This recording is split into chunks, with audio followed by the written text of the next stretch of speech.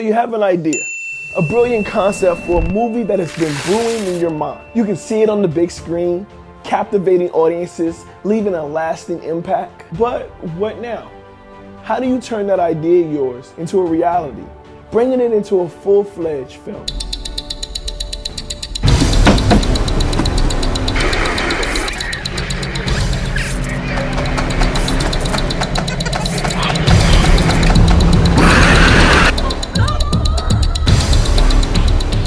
That crazy looking chick on the screen. Get you on that. I got so many women problems. My X chromosomes, they ain't never show up.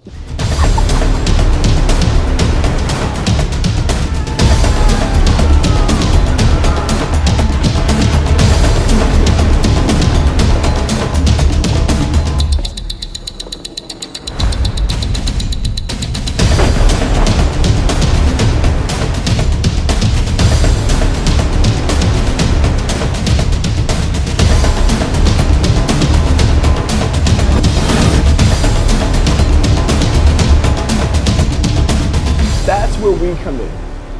We're a team of experienced producers who specialize in turning your ideas into reality. We take your vision and guide you every step of the way, from concept to the screen. And the best part, it won't cost you a dime to learn how we can turn your idea into a motion picture. Schedule your consultation today with our team of expert producers. We'll listen to your ideas, provide guidance on the entire movie making process, and discuss how we can bring your vision to life. So don't let your movie get stuck living in your head. Take action now and schedule your free consultation with our team. My name is Emmanuel Simms, and I'm here to help you bring your movie to life into the big screen.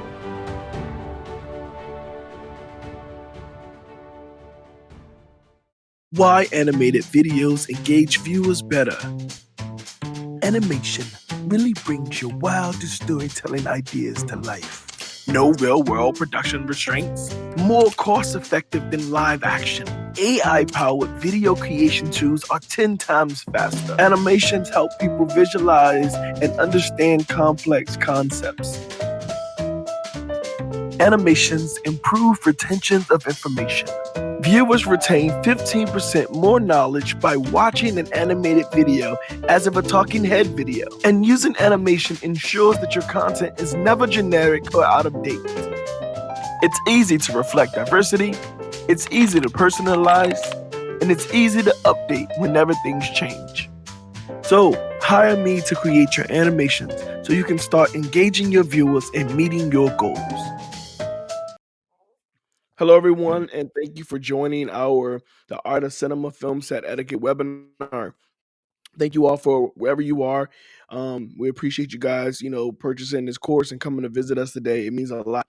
Well, my name is Emmanuel Simms, and this is my partner, Josh Callahan-Foley here. Hey. Josh Callahan-Foley, director, producer, jack of all trades, and he's really incredible.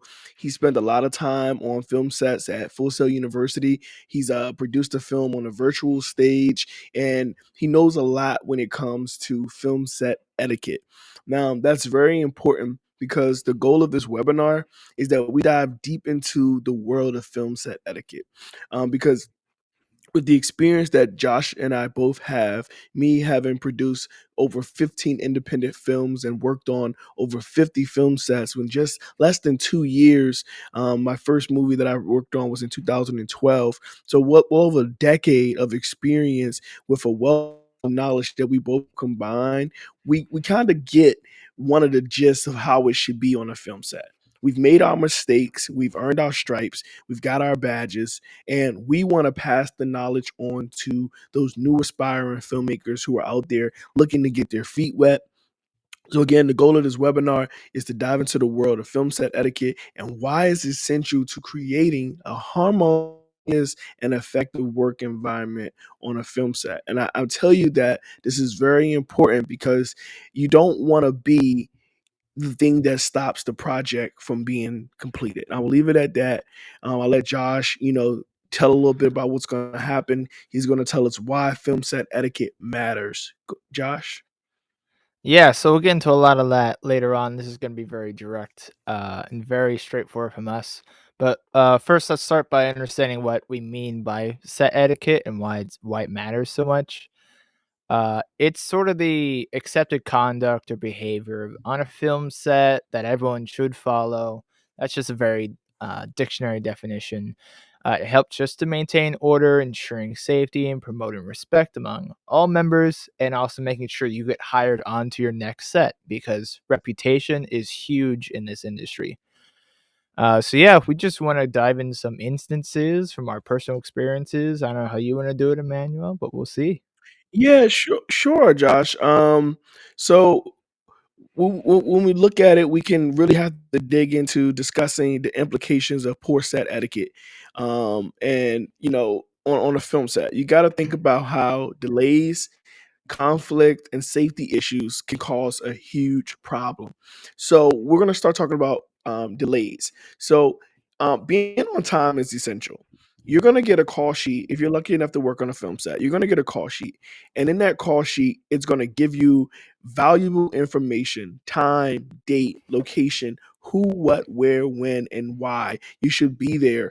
And you're going to have to come prepared. You're going to have to come with your wardrobe if you have to bring a wardrobe. You're going to have to come with your makeup artist, whoever you have with you, already prepared and there with you at the same time. Why? Because if you're not on time, you can delay the entire set. Imagine a director not getting to the set on time, and they can't start without the director. Or imagine the boom pole operator not arriving, and we're supposed to be there at 9 a.m. It can delay the Yeah. entire shoot, and everybody's time is money. Time is money, and it's not fair to everyone else who showed up on time and who's investing their time and their energy and their money into this project for you to show up late, because now the whole project has to take a L because the first AC, second AC didn't show up. What do Yeah, you got any answers? I'll add on to that. Yeah. So you got to think about the big Marvel movies. You have actresses and actors that come in at 2 a.m. They set through 7, 8, 9, 10 hours of makeup. So you have to have the actor there, you have to have their handlers, you have to have makeup artists. People are being there at the crack of dawn before sunrise. Even the end of the next day was 4 hours ago for them. Like the end of the previous day was 4 hours ago for them, and they Yep. had to be back literally 4 hours later to start. And they're there, but you choose to be late and you wasting their time, you wasting the actor's time. It's when I said reputation, they're gonna know who's late. They're gonna know exactly who you are. And the rule of thumb that I was taught, and you hear this a lot, is that early is on time is late, late is fired. If you want to be fired, the easiest way is to be late or not show up at all. If you don't show up at all, maybe you can have a Yeah. good excuse, but most likely when you go the next day, they're gonna tell you you can go home. You've already been replaced yesterday.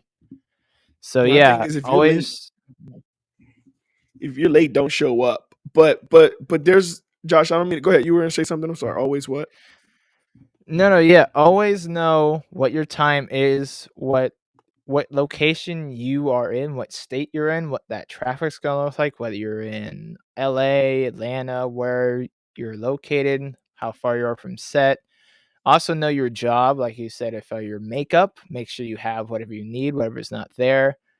If your camera, whatever you need, if you're just an AD, make sure you have everything because you're supposed to be a Renaissance person on set. So knowing your role and knowing your time, and then getting there early, that is on time, is some of the best advice because once you're there, you're there. If you can be in the door, that's half the battle. And we're going to talk about once you're there, how you should act. And hopefully, we can give you some great advice today. But yeah, know what you need to bring. Don't be forgetting stuff because that's another trip back to your place and back Yeah. to set. And that is really what slows down because they don't want to fire you over that, but they don't want to have you come in the next day and do the same thing. So most likely they'll Hmm. replace you. Yeah, you can be fired, which is very bad. You can be replaced, which really sucks and feels like you're being fired. It's just maybe it's a bit nicer. And then your reputation on that set, if you're early every day, you may get hired onto the next set. But if you're on time, or if you're just barely on time, if you have that sort of reputation, you may not. So But honestly, I hey, think Josh, step one. I wanna add to that because I don't want them to think that this is a punishment for people that have come late. Yes, we are you did slow down some sets, you know what I mean? But I really want to focus on how to avoid and not have the issue. Okay. So simple things like, as you mentioned, making sure you have everything that you need. So if that call sheet goes out at 12 a.m., which sometimes it may go out at 12 a.m., until you get it and you know that there's one coming, keeping an eye out for that call sheet because there may be a situation where you're not even needed that day. You could have been, taken off for that day, and you wouldn't know, and you just showed up, and now you're upset. So I want you to think about ways to avoid these conflicts by knowing things that happen to other people. I want you to think about when you get there, when you get to set, not only being on time, but if you're not gonna be on time, communicating as soon as you know that you're not gonna be on time.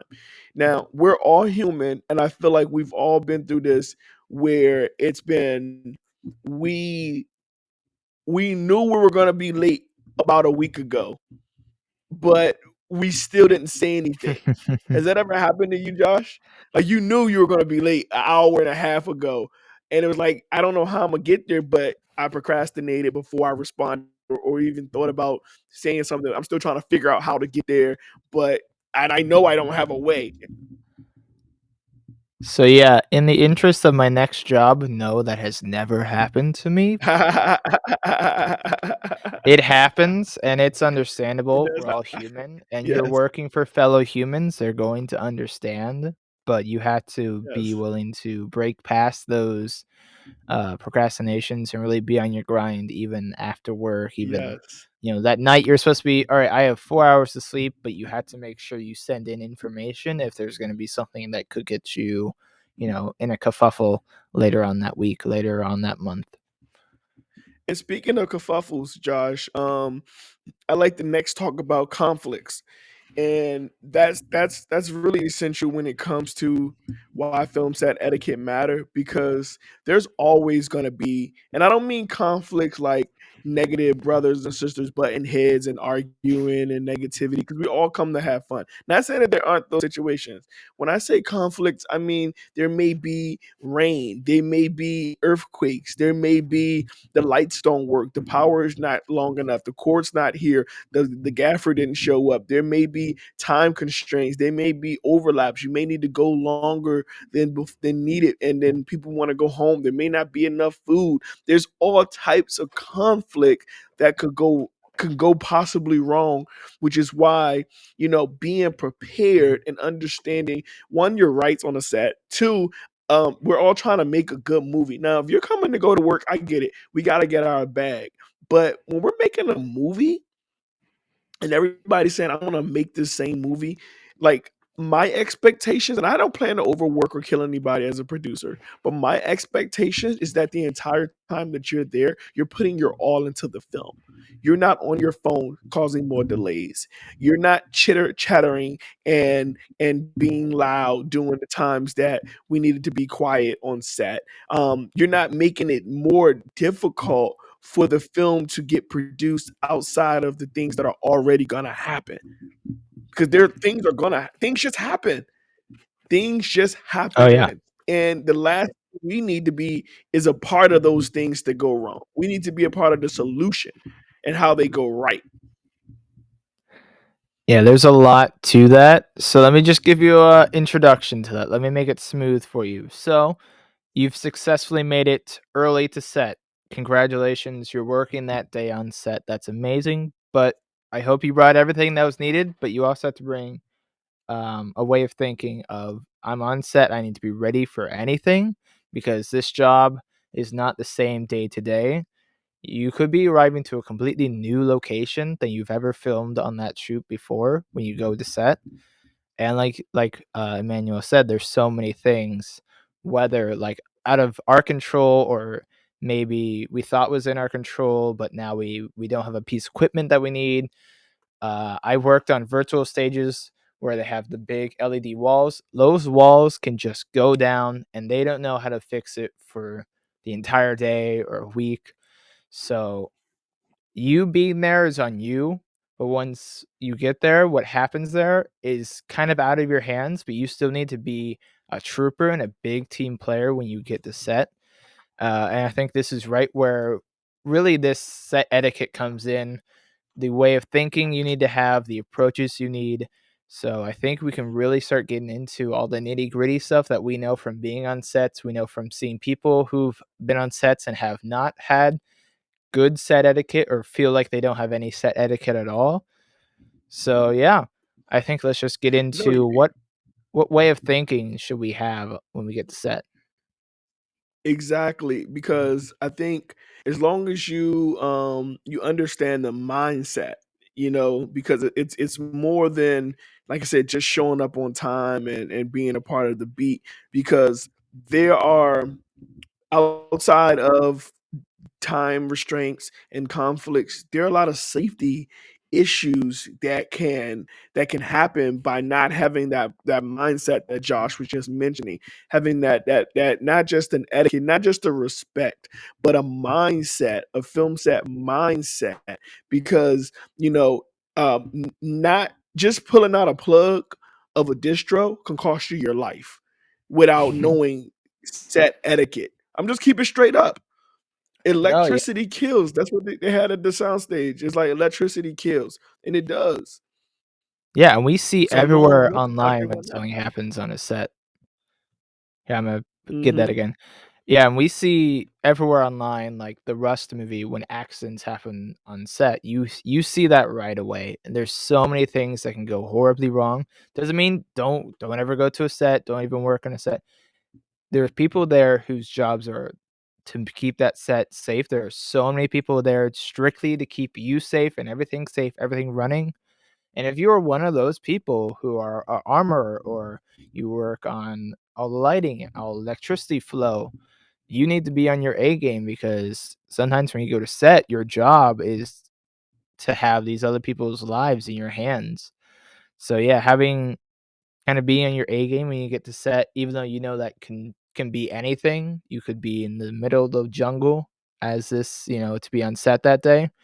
You don't know what that day is going to bring, but just going up there, being completely focused, knowing what you have to do, going above and beyond, because it does happen with, there's people's lives at stake, depending on the scale of what shoot you're working on. But really, at any point, Exactly. you could have, so many things go wrong on such an independent shoot where there's even like five people. You gotta have sort of Murphy's Law in your head where whatever's gonna go wrong will go wrong. You pray it won't, but you have to be prepared. You have to know, what you should do when that goes wrong, or you have to know who to go to. But yeah, I'd say just arrive to set, ready to work with your mind open and definitely your eyes open because you could be walking into a pitch black set when you arrive. It could be the middle of the night, middle of the morning with no light. Uh, I mean, honestly, a good piece of advice is have your eyes open and your mind open to your surroundings. Because if you're so closed in, focused on one thing, you're going to trip and you're going to unplug something. You're going to do something, just stumbling along. Is you have to sort of be connected to that set and Yep. to everyone around you. So yeah, when we say when you get set, you have to have that mindset. You have to leave. Maybe you had a really bad argument with a loved one, with a spouse, with something right before you got set. That's rough. There's been Right. I've talked to people on set. They're like, yeah, this happened. They should be having the worst day of their life, but they know when you get to that door, you leave it at the door. You leave it in your car. You're working. You're getting paid. You're working hard. You're making art. This is something you should enjoy, something you should take seriously because we have the right to take it seriously and we don't want to lose that. This is something that's very, valuable to society and to everyone there. You should have a love for what you're doing no matter what's happening in your life. When you get to set, you should be able to enjoy it, but also be able to live that uh, and not to mess up because you're somewhere else. That's very dangerous going to set. I've on student productions, I've seen that where kids are just, zoned out. They're focused on something else. They're on their phones. It could be totally distracting, totally rude to everyone there, or it could even lead to them not seeing that a light's coming unplugged, the ladder's falling, someone's going to get hurt, something that they could have known about even outside of their job. So yeah, this is you should think of the people around you as a family, and they should be the only people on earth to you at that time that you need to look out for, whether that's specifically your job or that's just you're just helping these people out. You are peers, but you are also a set family. Absolutely. And any struggles that happen to the set happen to all of you equally, no matter what your job is. Some people have it much worse than others, obviously, but we gotta respect that. We gotta treat each other with respect. And that's something we're definitely gonna go into on how you respect different Absolutely. levels and different everything. But Eh, yeah, just walk I, into that set with your mind open, your eyes open. I like that you talk. I don't mean to interrupt. Excuse me. No, you're Sometimes it fine. gets a little the lag a little bit, but yeah, no, I think that's a good transition into talking about the different roles because I know we talked about knowing when to jump in, when not to jump in. But before I get into that, I want to give some examples of when good set etiquette actually saved the day. So in the older movie, Absolutely. The Silent Survivor, on the set there was a highly intense drama, right? In this movie, it was really, really dramatic, right? And one of the scenes required absolute silence so that the lead actor could deliver an emotional monologue. So despite the large crew on set, I mean, everyone adhered to the strict silent rule. This allowed the actor to fully immerse themselves into the moment and like they were really able to deliver, what I'm saying, like that performance that held as the movie's turning point. There's another one, the respectful PA. Once on a crowded film set, a newly hired production assistant was moving from some cables and they accidentally stumbled upon a prop that was crucial for the next scene. And I know directors is cringing right now when I tell this story. So instead of trying to fix the issue herself, risking further damage, himself, excuse me. This is what he did. He reported it immediately to the prop master. His adherence to don't touch what is not yours. That's a big rule. Do not touch what is not yours. And that's what we're going to get about in the next segment because we're going to talk about the different roles and the different positions and where you are. Do not touch what is not yours. And that rule saved the day because it allowed the colleagues to realize that PA was on point. That says a lot. Like, don't just touch stuff. It could be a hot set. And when I say a hot set, that means that they're going to be actively shooting in a few seconds on this set. And it needs the continuity is so important. The script supervisor is going to hate you. I hate to be negative. The script soup is going to hate you because it can mess up the scene and it could be so crucial to making sure that we have that storyline that goes. Josh, did you have any examples of any bad etiquette that caused problems? Yeah, I can think of quite a few because you have sort of that horror story memory. I just want to clear something out real quick.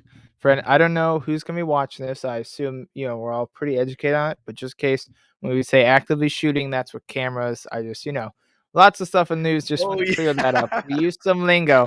No, you're totally fine. I just want to clear up. Like we're gonna use probably some lingo, some language that you don't understand. It's very film technical, just fine. If you have any questions about that, would love to do a whole, webinar about just that lingo so you can understand what people are even saying. Because that's another thing about set etiquette is being able to pick up on new lingo really fast. But about the horror stories of people trying to go out of their lane, I had one guy. He was just a PA, I believe. It was on a set next to mine, and I was a second AD, so I was dealing with the actors in the green room. I think he was a door PA. He was constantly on his phone, so he got kicked, and he was told to kind of work on just I don't know why they chose this. Just stick with the second AD, but also stay with the actors because they had a lot of actors on that shoot.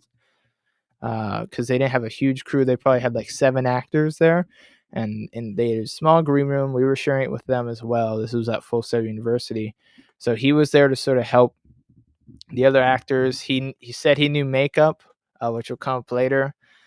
So he was there trying to help them with makeup. They did their own makeup because they knew what they were doing. He was working with some lovely women, some great actresses who did great on the film. I watched it; they were very good. It's an amazing film. But he, for some reason, now this is just people who really shouldn't be on a film set at all. And this is just one of the obvious horror stories that I have of people thinking they should do things that they shouldn't. So I guess to prove to the actors and to the other people on set, he used one of the actresses' makeup on himself to show that he knew makeup, No, he and didn't. he ruined her makeup. Oh my god.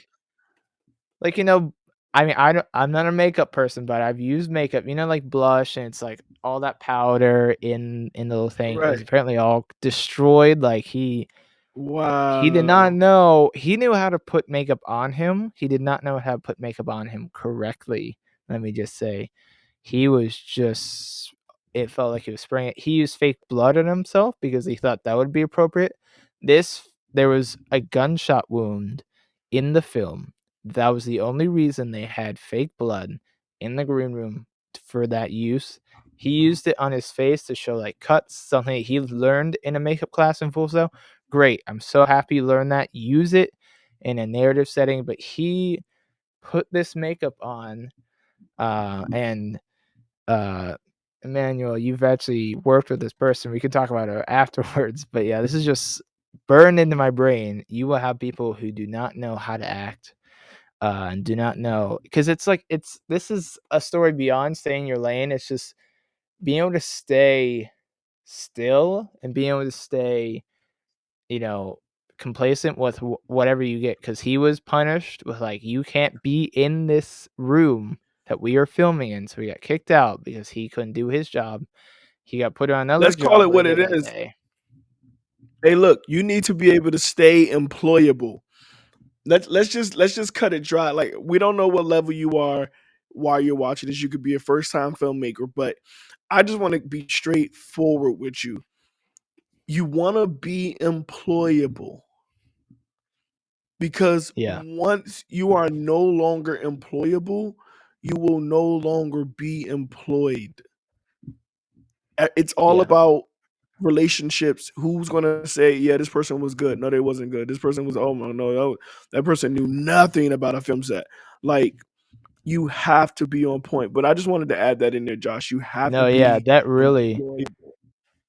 you don't realize how directly that affects, like, that attaches to the story. Because as I said in the beginning, I was on a completely different set in a different Mhm. soundstage close to theirs.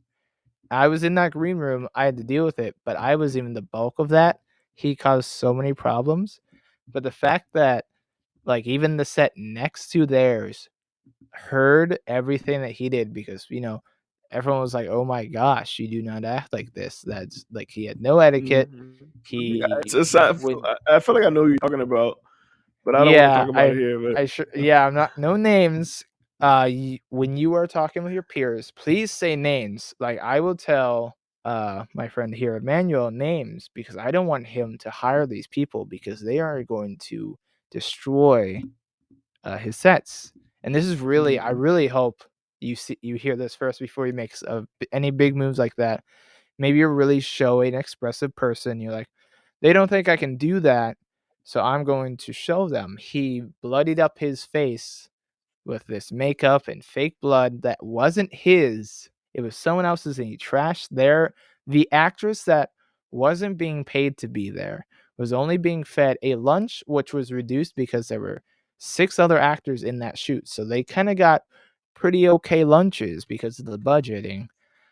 He ruined her makeup, stole from the makeup artist on that shoot when she wasn't there because she had to work on set on makeup, and just so he did that. He bloodied his face up. So anyone on either shoots who have like the actors have no reason to see anyone with a bloodied face. It's unrelated to either shoots. None of the other shoots are very like horror or graphic like that.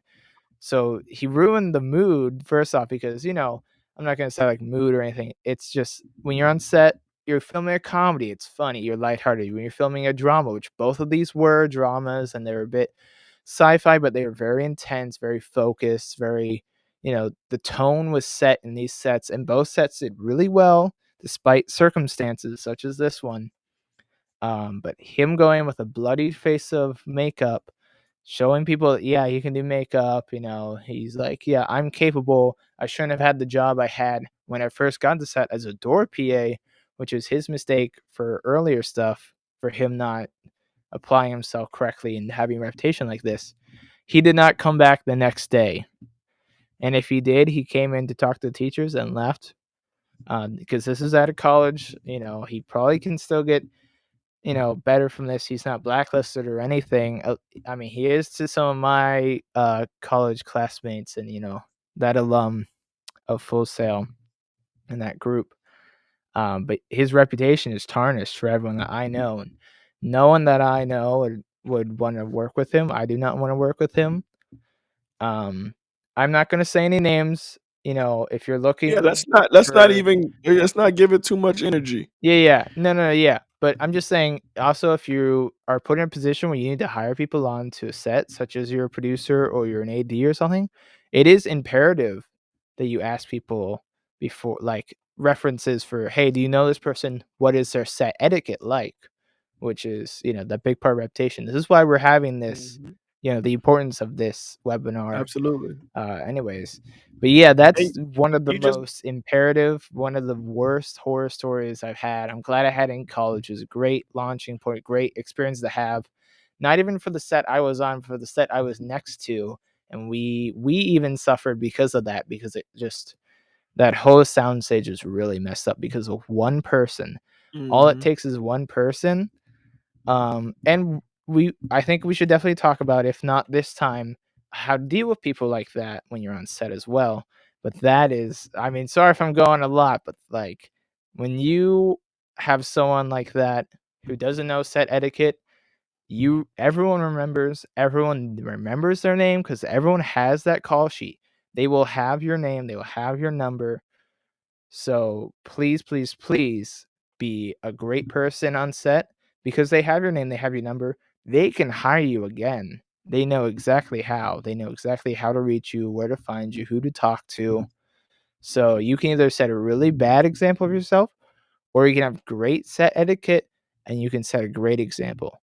But yeah, that's my story. I don't want to keep going on and on, but it's No, just, it's important, Josh. It's important that you share that because um I'm sure in many cases he probably wasn't aware. And yeah, there's a lot of times where, of course, because like, we have to be, considerate to other people's emotions and feelings, that some people don't want to take the time to tell someone that they're doing something wrong. So I thought that's why when you mentioned, should you share how to handle a person in that who's providing this type of environment to the set. I think that is important before we, because I know you mentioned it AD. So before we get into the different roles, maybe we should mention a little bit, if you're an independent filmmaker or you're someone who's having this issue, how to handle it in a professional manner. That way it doesn't cause more conflict, because that goes to another delay that's gone into the schedule because you didn't properly prepare. yeah.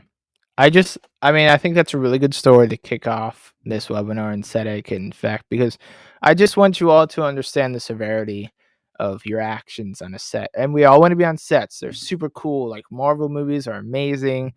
Even short films, like I've done some that I've been able to had the privilege to direct and produce. I've had great people on those sets who deserve to be there, and they had so much fun. It's a very great place to be if you can be with people you can consider family and people you can trust.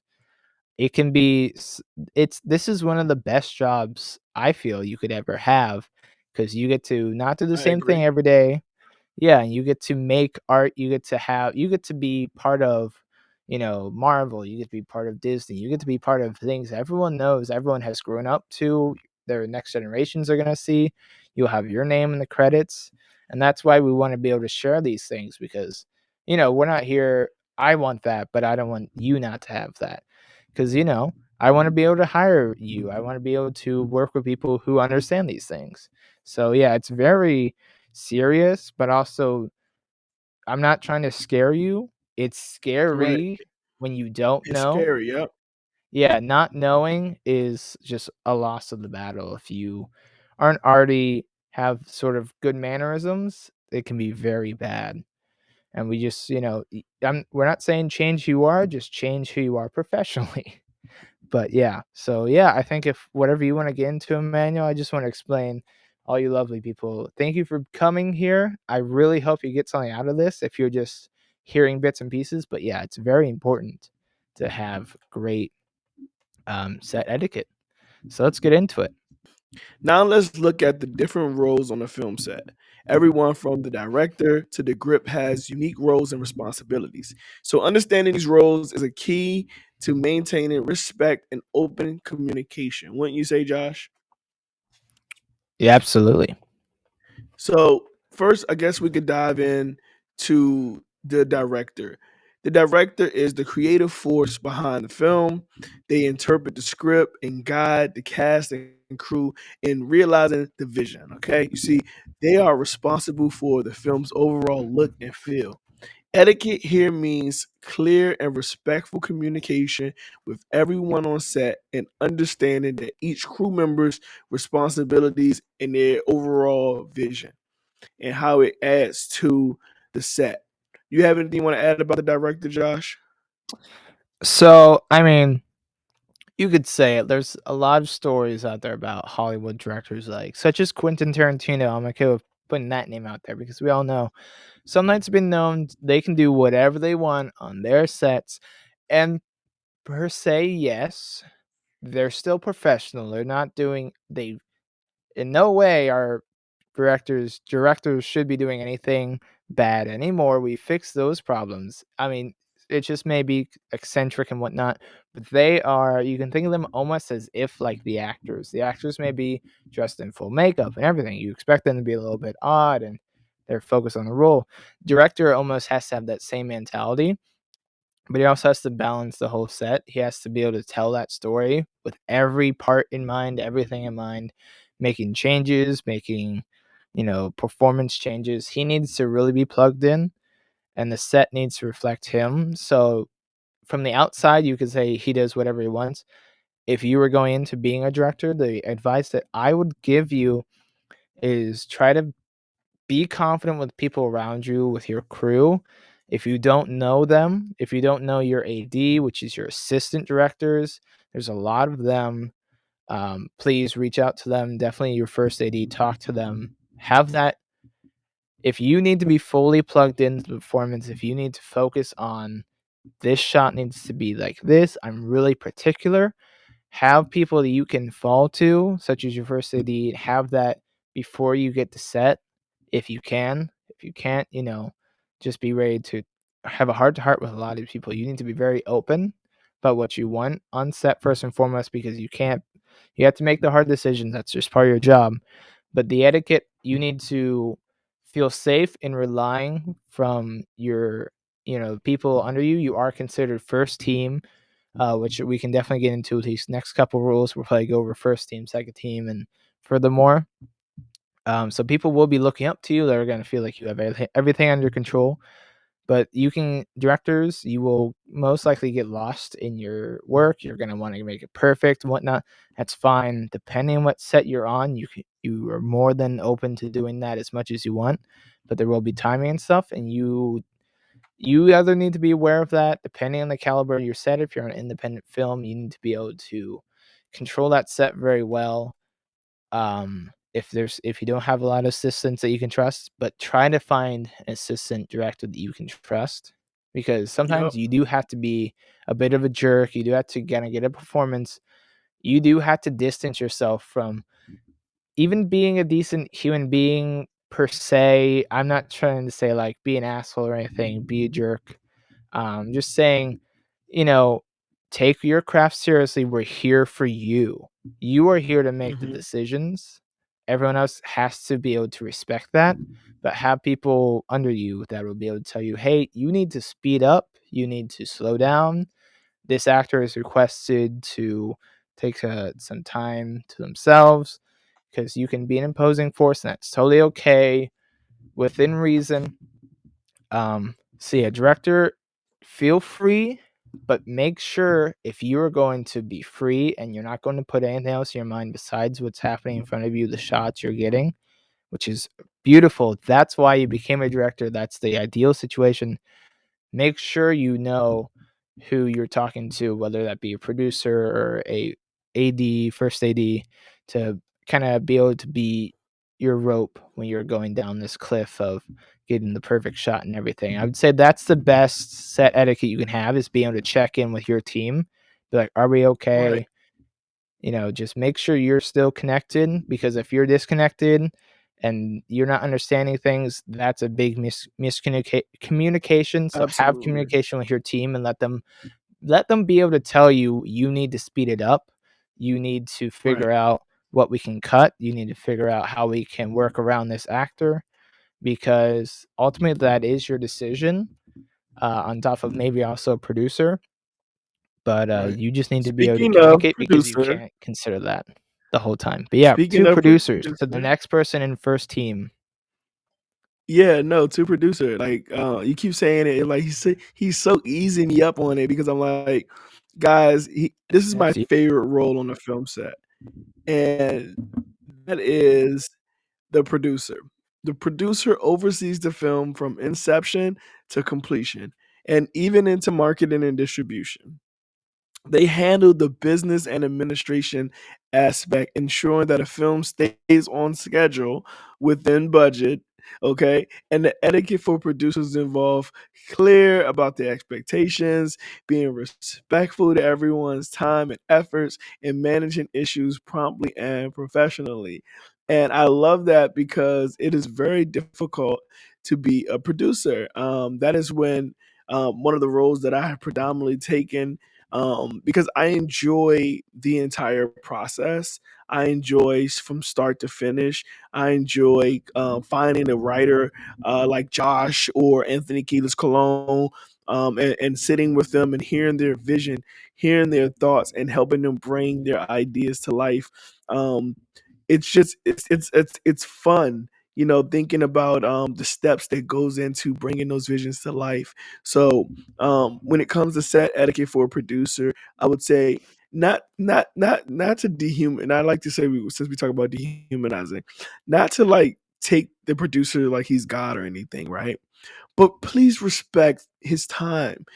Please respect her time. Please respect her time. I can say it again. Please respect his and her time, because not only did they have to go from development of the idea to later on marketing and distribution, there's a lot of things going on in their head. Most producers are like strategic uh masterminds playing Sudoku in their brain trying to figure out the movie. So just please, like, as much as you want to, run up on them and say, "Oh my God, hi, Emmanuel Simms.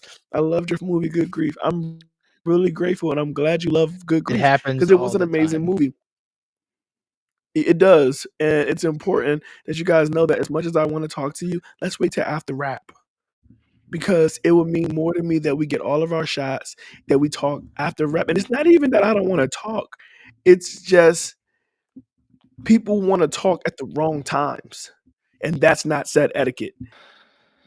So yeah, for producers, it's a big thing. And I think this goes on to the first team being director, producer. You kind of got cinematographer or director of photography, I believe.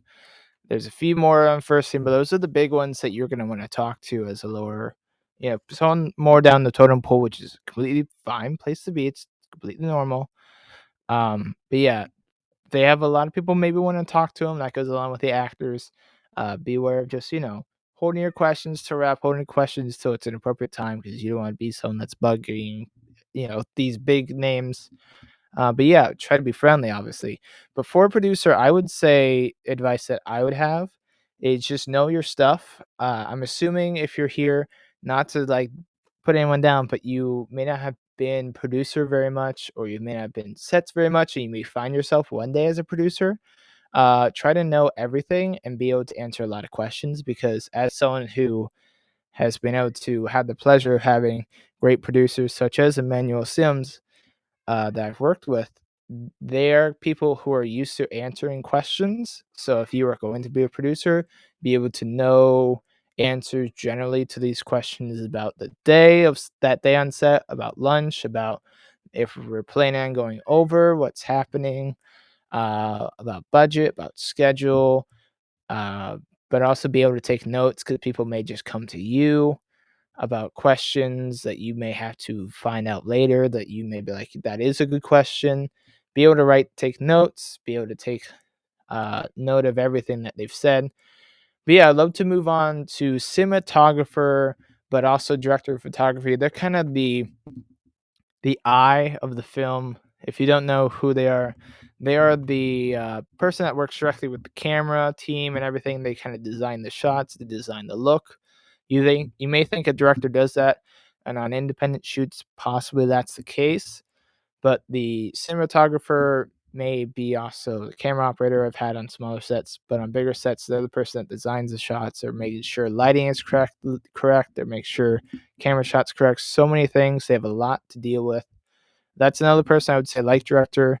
Uh, if you're a cinematographer or DP, as we call it, director of photography, DP, be able to know who your team is, uh, directly and everything. But yeah, let's just go into a quick blurb that we have, written down. I just want to make sure I give you all the information. I talk very personally about a lot of these things. I, study film, see it very personally. But yeah, so the cinematographer or DP works closely with the director to achieve the film's visual style.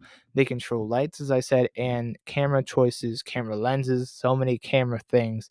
It's a whole world. If you don't know cameras, do some research because it's so imperative, because you're going to a line of work that is basically around cameras, and it always has been, most likely always will be. We'll see how things go, but most likely always will be about cameras and everything. So please educate yourself on that, especially if you're going to be working as maybe a first time cinematographer or DP. Please, please, please know things about camera, about lighting, about camera plots, about everything. Just consume as much as you can if you don't have time to prepare. I don't know what jobs you're going to get in the future, and you don't know either. So try to be prepared to take on anything, especially anything that's within your interest. But more into my reading here. Etiquette for DPs involves clear communication with the director. So you're going to work directly with your first team. So your equals per se. Director is going to probably tell you a lot of things that may be impossible. They're going to want shots. I know I've done this.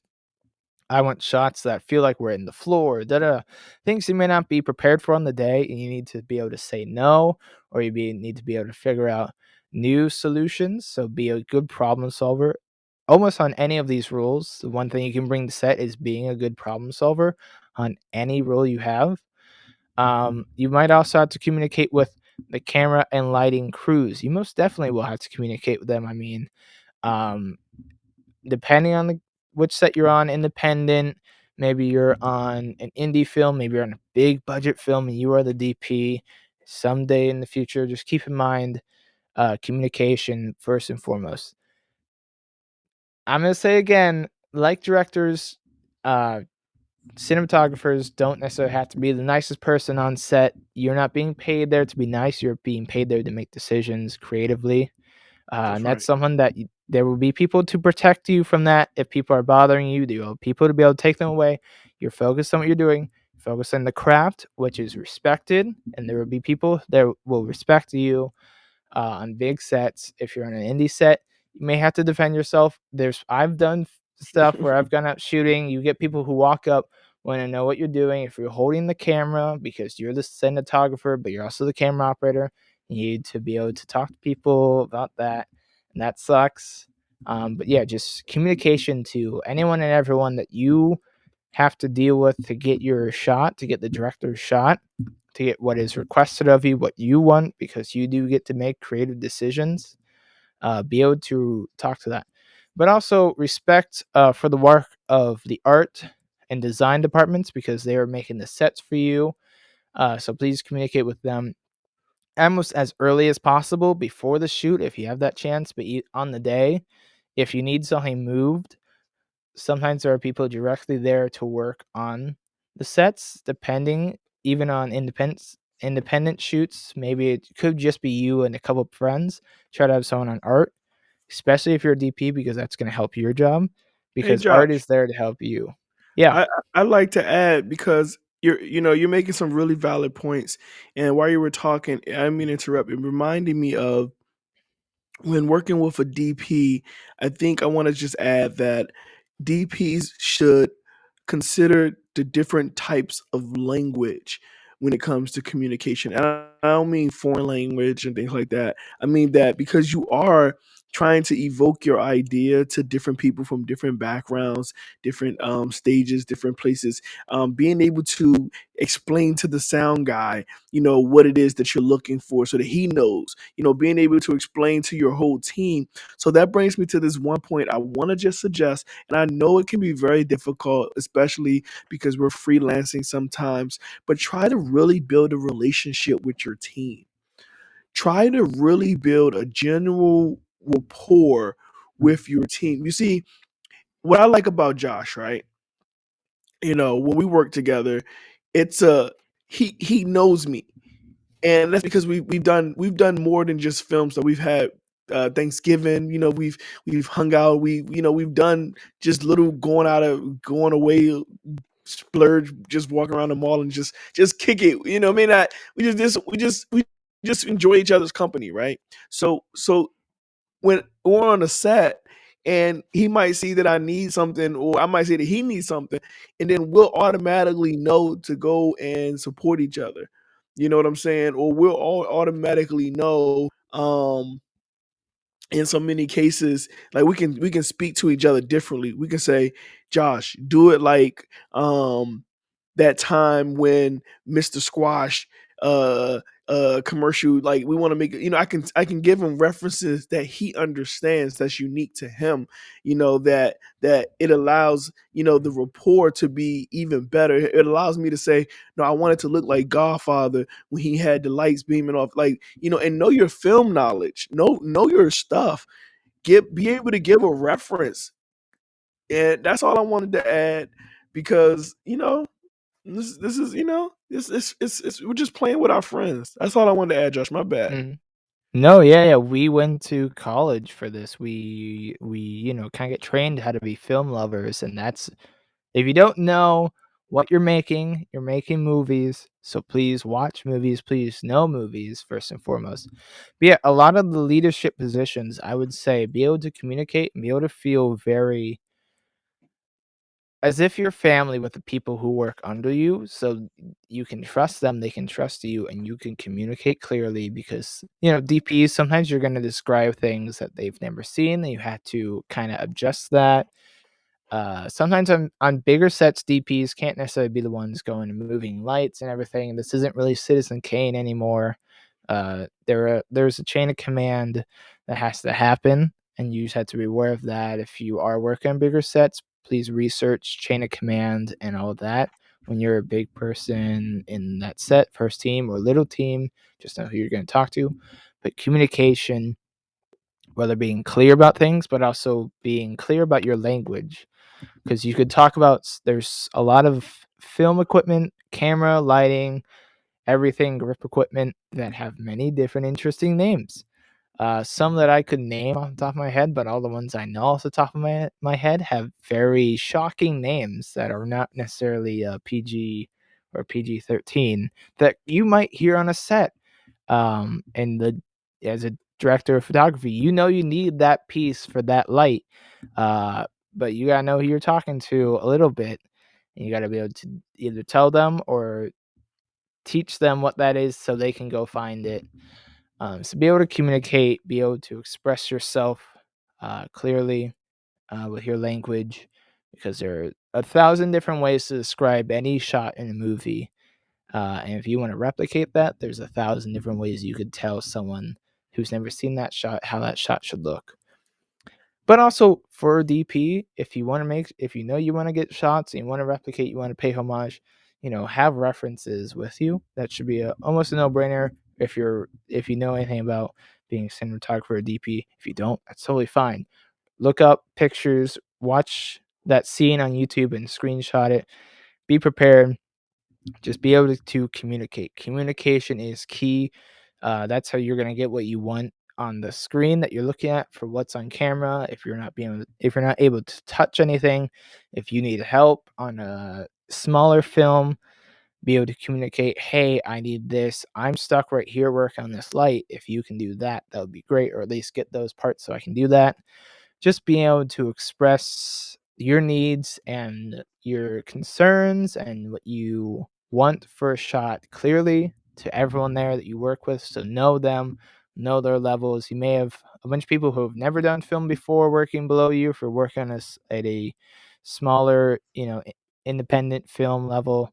You may be on a big set, they may know everything except for the ways that you learned it because you taught yourself, but you never know unless you've worked with that crew a lot. So try to build rapport and try to find people that um, they know and understand you. That's a big thing for a DP if you're able to pick your crew. But yeah, I think etiquette wise, be focused on your craft first and foremost, and be able to communicate. That's two big things. Very simple, if simply put that way. Obviously, there's so many layers to that, but just be aware. So I think we can move on. So I can go over sound mixer.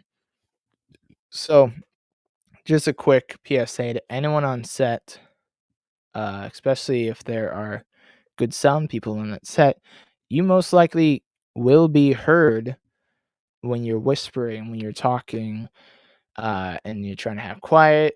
Even if it's loud and you're close to maybe a boom operator, they probably can hear you, and a dozen other people on a big budget set can hear you.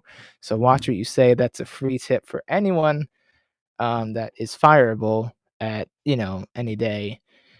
You should watch what you say. But also, we live in an age of cancel culture. So if you are someone higher up, producer or director or cinematographer, when you're on a set, this isn't you can't always it's not always a playground that you're safe at to play. You know everyone there, you're good.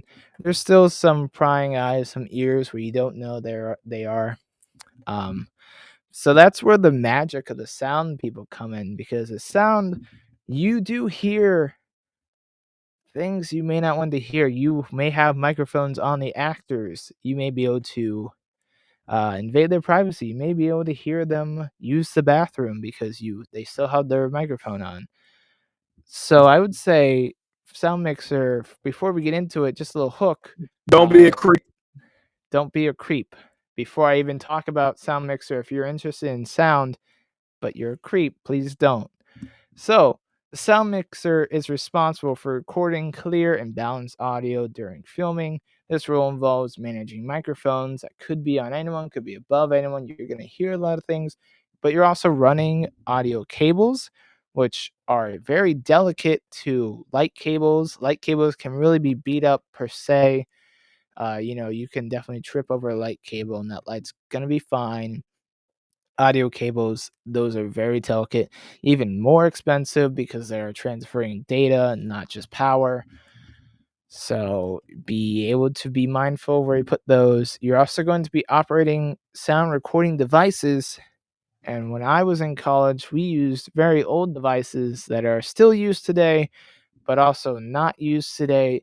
Sound equipment is always changing. So if you are new to working in sound, and you have the privilege to work with maybe a producer, because Emmanuel here has taught me a lot about sound when I've had to take over on small independent films. Be able to ask questions. That really goes for anyone. But if you're a sound mixer or working in sound at all, and you don't know what something does, if you touch it and you ruin the audio for that day or even for that couple shots, you don't know how much that's going to suck for everyone on that film, especially and everyone with the pockets paying for that film, everyone whose pockets rely on that film. Sound is a lot more important. I can't express how important. Hold on, I'm getting a Amber Alert, which sound people are not gonna like. This is It's a real funny. live Amber Alert happening right now. We're gonna have to leave this That in is the funny. class. Sound. Okay, yeah. Sound. Be Talk prepared about that. to. Talk about that was crazy. But talk about that. Okay, so That uh, just a quick PSA for some people: when you have the headphones on, you're gonna have people walk by on a film set saying who knows what volume. You need to have, I don't know, ears of steel, because you may not know what comes out on the other end. You may have actors that are screaming, you may have cats wandering on the set. I don't know. You're going to hear so many things at so many different volume levels that you won't be able to adjust in time. You may have Amber Alerts going off, you may have who knows what. So just be prepared first and foremost for that, because that even happened on my audio, which I'm sure you all are gonna have here on that, because we're not gonna edit this down. We're giving this to you very straightforward. I'm gonna keep reading my thing to make sure you get all the information that's needed. But yeah, it's quite a lot of just unpredictability in the sound department. But it's your responsibility to make everything sound good, which is a lot harder than you think. So a lot of respect for can anyone working in sound. can I add something, Josh? Of course, please do, because yeah, I don't know if everyone here listening to this really understands the importance of sound and not to mess with sound, but also sound you're gonna get messed with a lot. So yeah, please go ahead. Yeah. So yeah, I mean, for me, let's talk about the importance of sound, right? Uh your job, your responsibility is to make sure that you have clean audio of the scene. I broke it down something so small. You need clean audio of the scene. And I hope I'm not asking for a lot, but you must know what's going on in each scene. You have to read the script so you know what's going on in each scene, because this is some free game right here, because this is more than just etiquette. This is some free set lessons right here. If you know what's going on in the scene, you can prepare. If I need a plant mic, if I need lavaliers, if I need a boom, if the boom is even needed, should I go boom low, should I go boom high, because you already know what shot they're on. It's all about that shot, that one shot at that moment. Okay, your job is to make sure that there's no excess background noise that's uncontrollable. Your job is to make sure that if there is, that you're speaking up. You're speaking up. We need to do that again, because there was a plane. We need to do that again. Somebody sneezed. We need to do that again. Like, you need to be speaking up. I need you to be a brave hero. You need to save the day, because you know what's going to happen when we get home in that editing bay and we're looking back and we sync that audio and you didn't catch that. You didn't say anything, and that was the best take. And we could have got it again, but you was nervous. You were scared that you didn't want to say something because it'd ruin the set. Now you ruined the film, because now we got to do ADR, and everybody know ADR do not sound as good as the real deal. I'm just gonna say it, and that's what it is. ADR is expensive, and it's sometimes not as effective as you doing your job. I'm so Mhm. sorry, but this is a film. I'm not sorry. I'm not, because I want Don't you be. to know how to. No, I'm not going to. I want them to know, I want to work with you. If you're watching this, you're probably in my inner circle. You're probably close to either me or Josh, and you probably found this on the internet. But I want to work with you. And I don't want you to not know the importance of sound, because that's 50% of the film. It's 50% of the film. So it's important that if you hear something, say something. I feel like I'm doing a drug administrator commercial. Listen, if you see something, say something. You have to speak up, and I would appreciate you 10 times more. You'll be the first, even if you made a debacle. I'd have you back first because you spoke up. And that's all I Mhm. wanted to add on that because you have to be a leader. And there's nothing wrong with speaking up and saving the day. I would appreciate that. And that's all I'm gonna say, Josh. And one if that's all you have, we'll go into PA. But if you got one more piece, go ahead. No, I could talk a lot about sound. I've had the honor to work on sound. It is very interesting. But yeah, doubling on what you said, don't be the reason they can't use that Oscar worthy shot.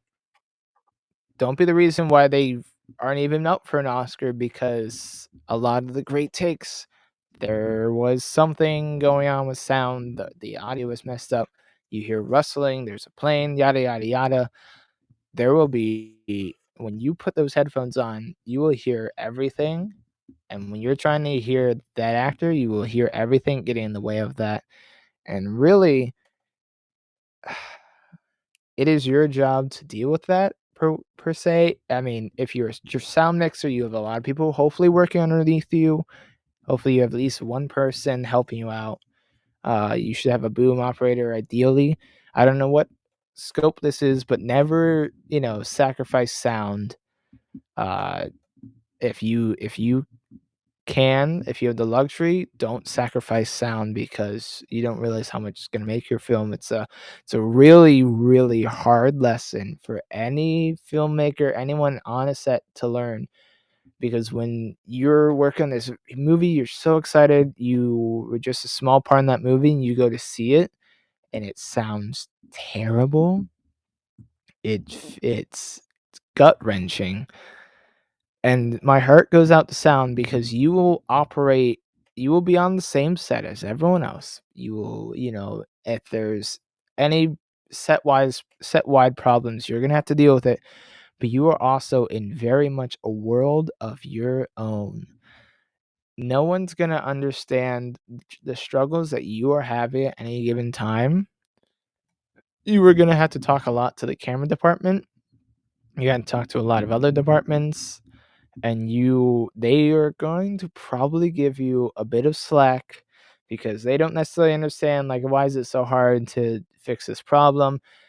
And that problem may be a problem that you don't even know what that problem is. You could have rustling on what you think is the actor's clothes, but you fix that problem, you still hear it. You have with cable management, you have so many different ins and Yep. outs I was just going about to say that. everywhere. It If could one be of them cables. goes Yep. bad, yeah, if one Yep. cable goes bad, that is could be could be a 10-minute fix, could be a 2-week fix, because you don't know. It's really, you And are let me sailing add in to a that. whole another ocean. Yeah. Hey, Josh, that go look. Well, here's a solution: test your equipment before you come to set. Yeah, absolutely. Just adding that little sprinkle. That's it. I just want to add that last piece because Yeah. you inspire me. Test your equipment before you come to set. Get there early so you can test your equipment Mhm. before the shoot starts. Test your equipment Yeah. while they sitting down and they getting their stuff together. Test your equipment as long as you can before you can't test it anymore. You get what I'm saying? Like just quick Yeah. solutions, y'all. Just quick solutions We're telling you these things because we have learned these lessons the hard and the hard expensive way. way. Yep. Yep. It's Yep. embarrassing. It could get you not hired on another film if you're on big budget films, and that could almost be out of your control when you're working sound, and that is a scary Yep. reality, but it's very true. You need to And know your equipment, and you need to love your equipment. You need to know where your equipment is. I can give an example of when I worked on sound and I made a mistake that I didn't want you to make. Uh, Manny, I don't know if you had something to say. I can let you in before I go into my quick story. go ahead. You're doing great. Yeah, so when I worked, I was a sound utility, which I was under the sound mixer, under the boom mixer. I helped them with everything. I was their renaissance man of the sound world. I was fixing cables, fixing problems before I knew they got bad. I was on top of everything so they could do their sound, mixing it, making sure levels are good, making sure the boom is good, because they have a whole world to deal with constantly, and I was just there to monitor them. But I made a poor mistake, and it was okay. I was still in Full Sail University College, and I was still in a safe environment. I had an actor go home a little earlier during lunch when we were on break, so I wasn't there to help him with his microphone that he was still wearing when he left and drove 3 hours back home. And that microphone costed, I couldn't even give you an estimate because that's a receiver, that's a lav, and a few other things. Ultimately, the professors had to, help and get that microphone sent back, and it was totally okay. Like, I'm not necessarily suffering for it because I took it directly to them when that mistake happened. I took it to my professor, or you could take it to a producer or the AD, someone in charge of set, someone there to. Their job is to fix the problems. Producers, your job is to fix the problems. So sound, if you have problems like that, you could go to a producer, you can go to an AD, because sometimes, and I've heard from my professors when I was in college, you'll have actors leave, go hours away, and you have to have someone to go back and retrieve. You have to have someone drive and trail them for 12 hours there, 12 hours back. Whatever the situation is, it's not pretty. So when I say love your equipment, know your equipment, know where your equipment is. If it's just you can get overwhelmed, but know if, hey, that actor, that actor, that actor, that actor, that actor is wearing my microphone.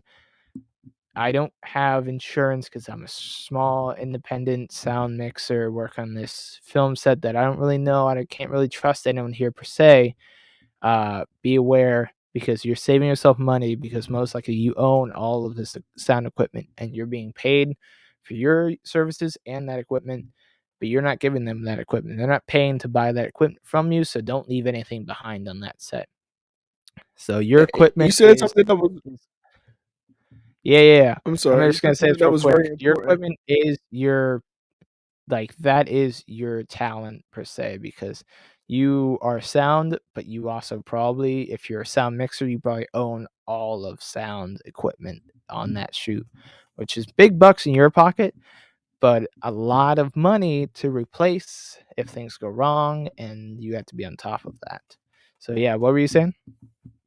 Yeah, my apologies. You said something so important. It just triggered me to say, I like how you did the right thing. And as we do the set etiquette course, um, going to the producer, going to the directors, going to your teachers, and letting them know immediately instead of like twiddling your thumbs and trying to panic and make up an excuse or lie Oh and yeah. try to, be a weasel. You did the right thing, and that I just wanted to say that makes you employable. That keeps you being employable because in that time you're wasting, there could have been a solution already in play. And I just wanted to say I commend you, Josh, for that. That's the first time I heard that story, and Yeah. I'm really proud of you for doing the right thing. And I just wanted to share that. I didn't mean to interrupt. Was that No, everything for no. sound? Yeah, I'll just speak this into life really fast. Maybe we'll hit on it later, but what you were saying, we are all human. No matter what job you have, you're probably going to make a mistake, however expensive, however destructive, however that mistake is. I've heard from people in the industry themselves, like, don't just sweep it under the rug. There's probably other people on that set that have made mistakes. They may have gone to the proper people, they may have swept it under the rug. You're either making a mess, a financial mess, just a mess of broken equipment for other people to deal with, which is not cool. That makes everyone look bad if they don't know who it was. But if you make a mistake and go to the producer and you are honest about it, you shouldn't get fired. I'm not going to say you will get fired. If it's bad, you'll get fired. But if you were honest about it, it'll probably be pretty clean and pretty nice, because there's a lot of different ways to get fired. And if you can get fired but still get paid for that day, even though you just destroyed maybe more equipment by accident. However it happened, it's fine. Things happen on film sets, and everyone understands that. If you're able to go to the producer, explain how you broke this equipment that is 5 times what you're being paid for that shoot, um, and you're honest about it, you may not be asked to come back tomorrow, which means that you are fired from that shoot, but you may still be paid, for your work because you were professional about it. And that may just be them sort of stuck up about it, but you may be invited back because you did the right thing. And that is a really tough lesson to learn. I did it. I was in a safe spot with being in college. I was in a safe place where I was able to do that.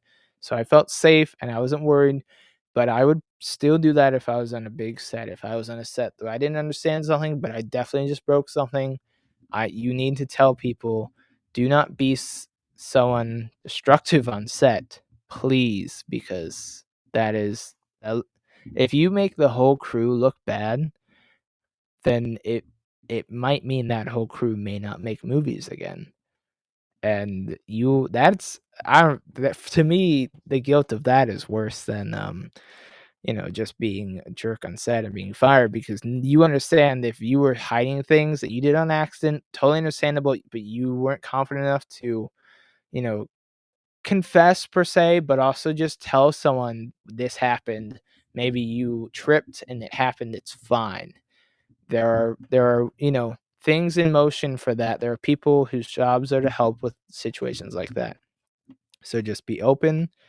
Whatever size set, if it's independent, but they're gonna need you there. But then if you're causing trouble behind the scenes that they don't know about and they find out it's you, yikes. So yeah, just be open. I just want to speak that into existence. I know that may be a little out of this one. That may get cut and put somewhere else. I don't know, but just be aware of that. Cause I don't know if we may hit on that later, but that's so important to that communication to even when you make mistakes. So yeah, we can even go on to one of the other positions that are there's going to be a lot of advice probably on this position. I would love for Emmanuel, you started out unless you have something else to say. Yeah, no, no. I said I was just agreeing that that is set etiquette. Have respect for the shoot. That I feel like that's the utmost set etiquette is being honest and being transparent about things. But yeah, I'll get into the next role, which is the PA. And a lot of people don't know that a PA is actually in the home of the directors in the AD department, right? The PA is often the jack of all trades on the film set, handling various tasks from crowd control, running errands, assistant department heads. And What etiquette does for PA mean? Oh, absolutely. Oh, you know what, Josh? Thank you so much. A No, PA yeah, yeah. is a production assistant. I am so sorry, guys. So let's start that over. A PA is a production assistant. And if you ever hear someone say PA, that's what they're referring to, a production assistant, someone who is able to maneuver to be the sand on the set, to be able to help you get from one part to the next part, being able to keep everyone quiet when the first AD is also directing the second line of extras. Being able to be that second eyes when the script soup need to go to the restroom. And the etiquette for a PA involves being proactive, being respectful, and ready to help whenever is needed. I'll tell you this, something you won't hear a PA say is, I don't know how to do that. I can't do that. How do I do that? Like, they may ask, how do I do that? But they're not going to say no. Okay, they should always be aware of what's happening on set to take care of it at any time. There should not be any instance where people's roles or responsibilities are being misconstrued or out of place because a PA, a production assistant who is on top of their job, will be on it. Okay, and that's just a few roles on the film set, um, and each has its own unique, specific etiquette. And understanding and respecting these roles is crucial for smooth interactions and overall successful film set. Josh, did you want to add anything about the production assistants? So I would say if you have the honor of working at PA on any shoot, it may seem like you are just the trash person. You're, hey, can you take this bag of trash out to the dumpster. That's super common. And you have to, if you want to be hired again, please be a PA, a production assistant, just an assistant to the entire set almost. Be ready to be like, yes, I will take that trash bag out as quick as I can. I'll be right back. I will, not knock anything over on the way out. I will know my way around set. But be someone that's ready to do, literally take out the trash, figuratively take out the trash in some senses. Who knows? But just be someone who's ready to do almost anything, um, you know, and help in any way, fix problems before they happen. And please listen. We're probably going to get into a lot of set etiquette that's very general.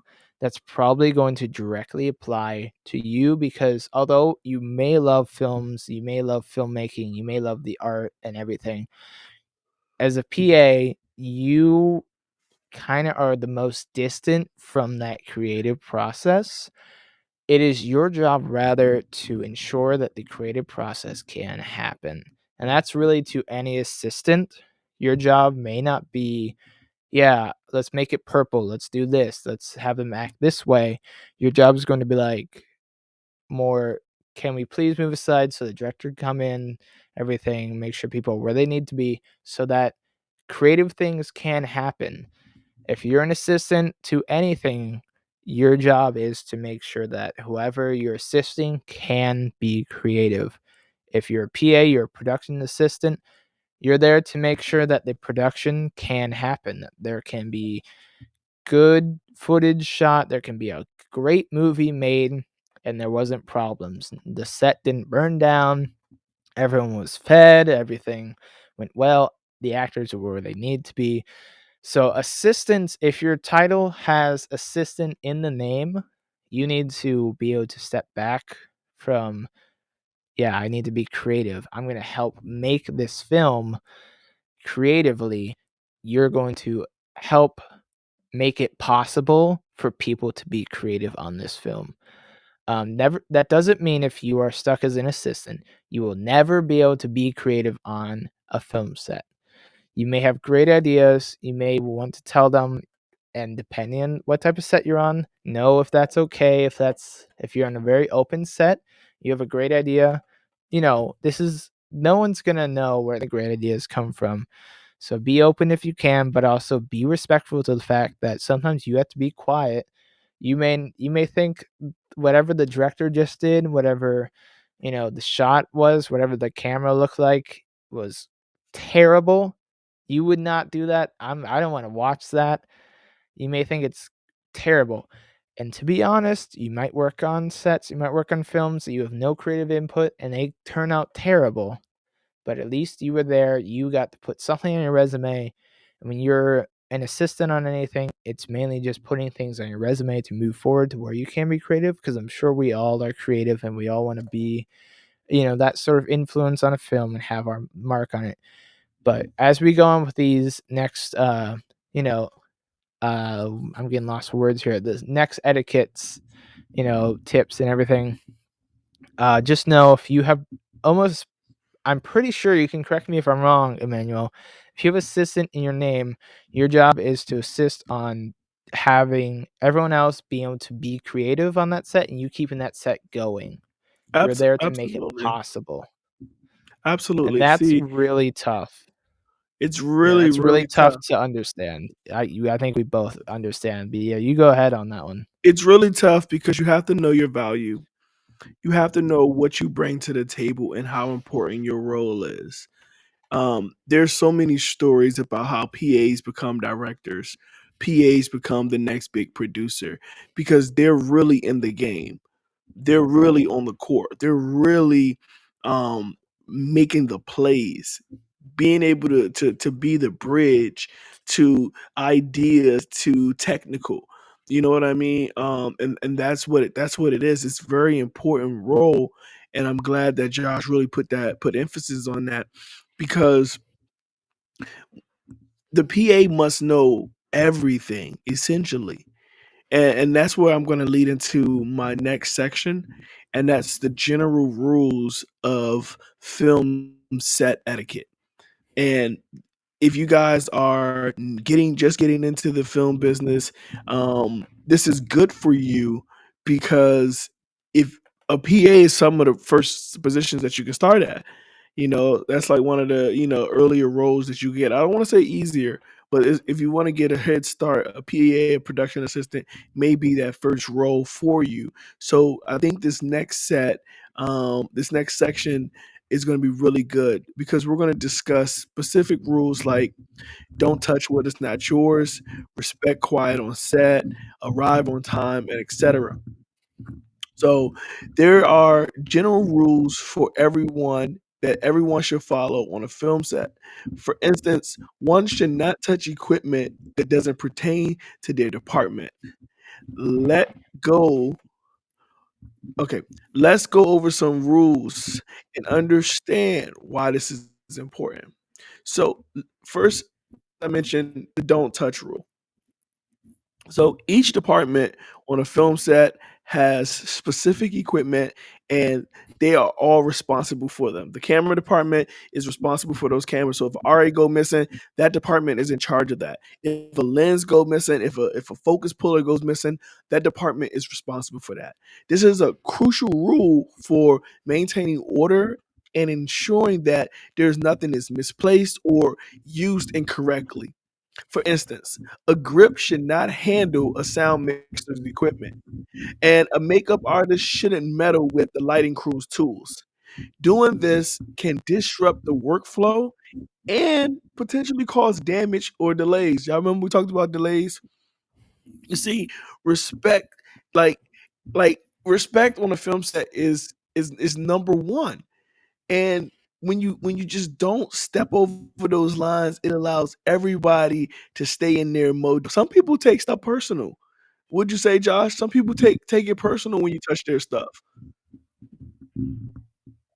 Yeah, you you don't realize when you get on the set, you can feel very trapped. You can feel very claustrophobic almost in your emotions, and emotions run very high on a set.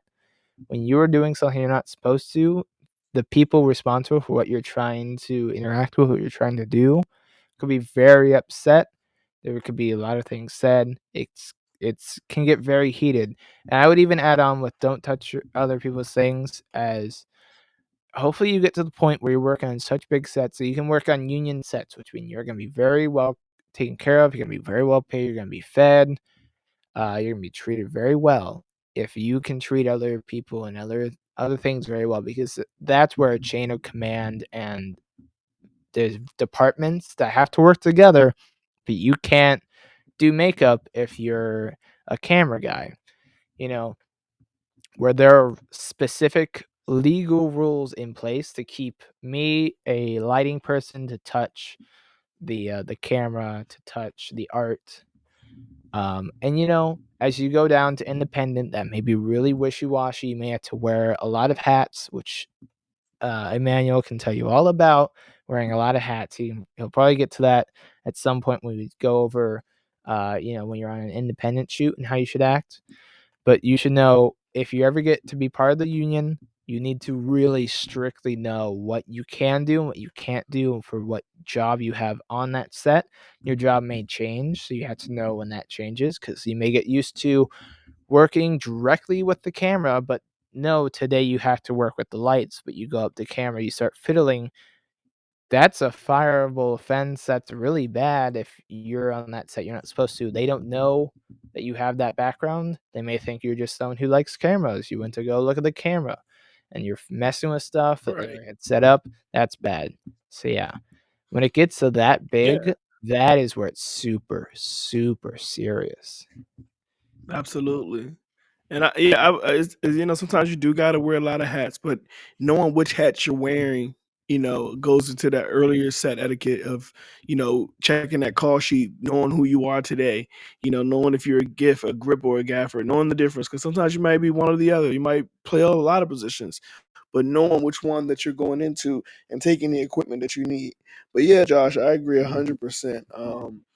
And I'm just going to get into a couple more of these, and we're going to move through this very quickly. We already mentioned it a second ago, but I really want to talk about respecting the quiet on set. So Mm, during filming, it is crucial to maintain a quiet environment to ensure clear audio recording and to allow actors to concentrate.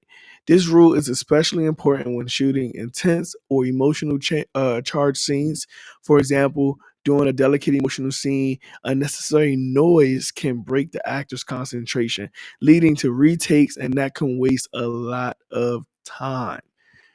Now, as we mentioned that last movie, it's important that we don't waste time because time is money. And that goes into the next rule of thumb, arriving on time. And I know we mentioned it, but we're going to mention it again because punctuality is crucial on a film set where schedules are tight and delays can have a domino effect on the day's shooting plan, whether it's the lead actor or a production assistant arriving late. It can set back an entire operation. An example could be a makeup artist arriving late, which delays the actor's readiness, which turns to postponing the shoot or having to reschedule. Like, boom, boom, boom, boom, boom, boom, boom. The whole shoot is done over one little thing. And that's why we decided to make this course because set etiquette is key. You have to follow the chain of command. Each film set has a specific hierarchy and a chain of command to maintain the order of the streamline of communication. Always address concerns or issues with their immediate superior rather than bypassing the chain. For example, a camera assistant reports the camera issues to the cinematographer or the camera operator, not directly to the director. These are things that you should always know when it comes to being on a film set. And if you want to become a PA, if that's your goal, or to start some early director program, you need to know this. You need to know how to be prepared and to stay alert. Always come to set prepared, knowing what scene will be shot and what are your responsibilities. Staying alert helps you avoid all types of incidents and accidents and ensure that you are ready to jump into the action when needed. A prop master, for example, should always be prepared with all the necessary props for the day of the scenes and be alert of any changes or issues that may arise. Like, I've worked on film sets, and I don't know if this happened to you, Josh, but I worked on film sets where the they forgot the main prop that leads the film on to the next set. Like, how do you forget because no one was on top? Listen, I understand each film set might have an additional or slightly different rules based on specific needs and culture. But the key is to understanding and respecting these rules and maintaining a smooth and effective film process. I don't think it's hard. What do you think, Josh? I would say if it's your first day on that set, whatever set it may even be a 1-day set, and you may be learning as you go. Allow yourself. You could be. I'm not. You don't have to be an expert. Every set, I would say, is different because it's a different movie on every sets being made. I This way I'm talking about set being the whole filming of the movie. So on that shoot, I should say, it's gonna be different than every other shoot you've been on a little bit. If it's your first time on a film set, on a film shoot working, and you don't know everything, that's okay. Just be aware of the simple things I would say that you can look up. Look up as much as you can, watch as much videos, webinars, what have you, such as like knowing set calls, such as quiet on set, rolling, everything when they call action, be quiet, don't be moving. Just knowing how to function like that. But then there's nuances such as things like big props that need to be moved, knowing where everything's gonna be moving, knowing if you can stand there or if you will be run over by a moving wall. Picking that up from your first day to your last day, sort of being able to absorb, again, as I said, having an open mind and open eyes, being able to absorb everything because if it's your first day, if you've been on thousands of other sets, it's your first day on this shoot, I would say still be open because you may have a different director who likes to do things a little bit different. He likes to take his time. He likes to be very playful. There may just be a lot of riffing with the actors, where the actors can just sort of make up their own lines. It could be very fun, very open. That's great. But that's a very different set than, say, a war movie where it's very serious. There's explosions. You have to know what distance you need to be from the actual set where the actors are, because there's landmines of explosions that shoot at the ground. Every set is different. Every shoot is different. So understand basic set calls when they're calling to start shooting, they're calling quiet on set. Lock it up means that no one's allowed in or out. How to be quiet, how to sit there and be quiet for however long they need for a take. They could be doing really, really long takes, back to back and back to back to back. Knowing what take and knowing all this language is very important as well. Just general, you know, essential stuff you need to know, and basic etiquette, because you are now, like I said, a set is like a whole different world. You are now living this world. Try your best to understand it before going in. That'll help you a lot. But if you don't know and didn't have that time, you just get called in, you've never worked on a set before, but they need someone, if you're in that situation, ask questions. No one can get mad at you for asking questions. And if they do, ask someone else, because most likely other people will know if it's basic questions that you feel, you know, you can get an answer out of everyone. Use your best judgment, common sense still, but be open, know what's around you, and be able to understand the tone that's being set by everyone there. I say that's a big thing on top of knowing the basic set calls and everything. So yeah, I like that's immensely important be to be confident going in, because you may be talking to someone else and you may not hear quiet on set because you're not wired to hear that, where those people might. So when everyone gets quiet, you know enough to match them and be quiet as well, be able to have that mentality, but also be open. Maybe there's something on set that was said to a few people, but it wasn't translated very well, because communication errors happen all the time. They may be bringing an animal onto set. You may not know it may be a lion, and you didn't know you have cat allergies, whatever you need to get out there. Sure. So just being open and hearing on set and being able to understand that set for what it is. So by the last day of that shoot, you were on top of it. You can completely understand. You can take that to your next set, but also leave that behind, because every set's a little bit different. But yeah, knowing the basics, but also knowing enough to know that you don't know what to expect.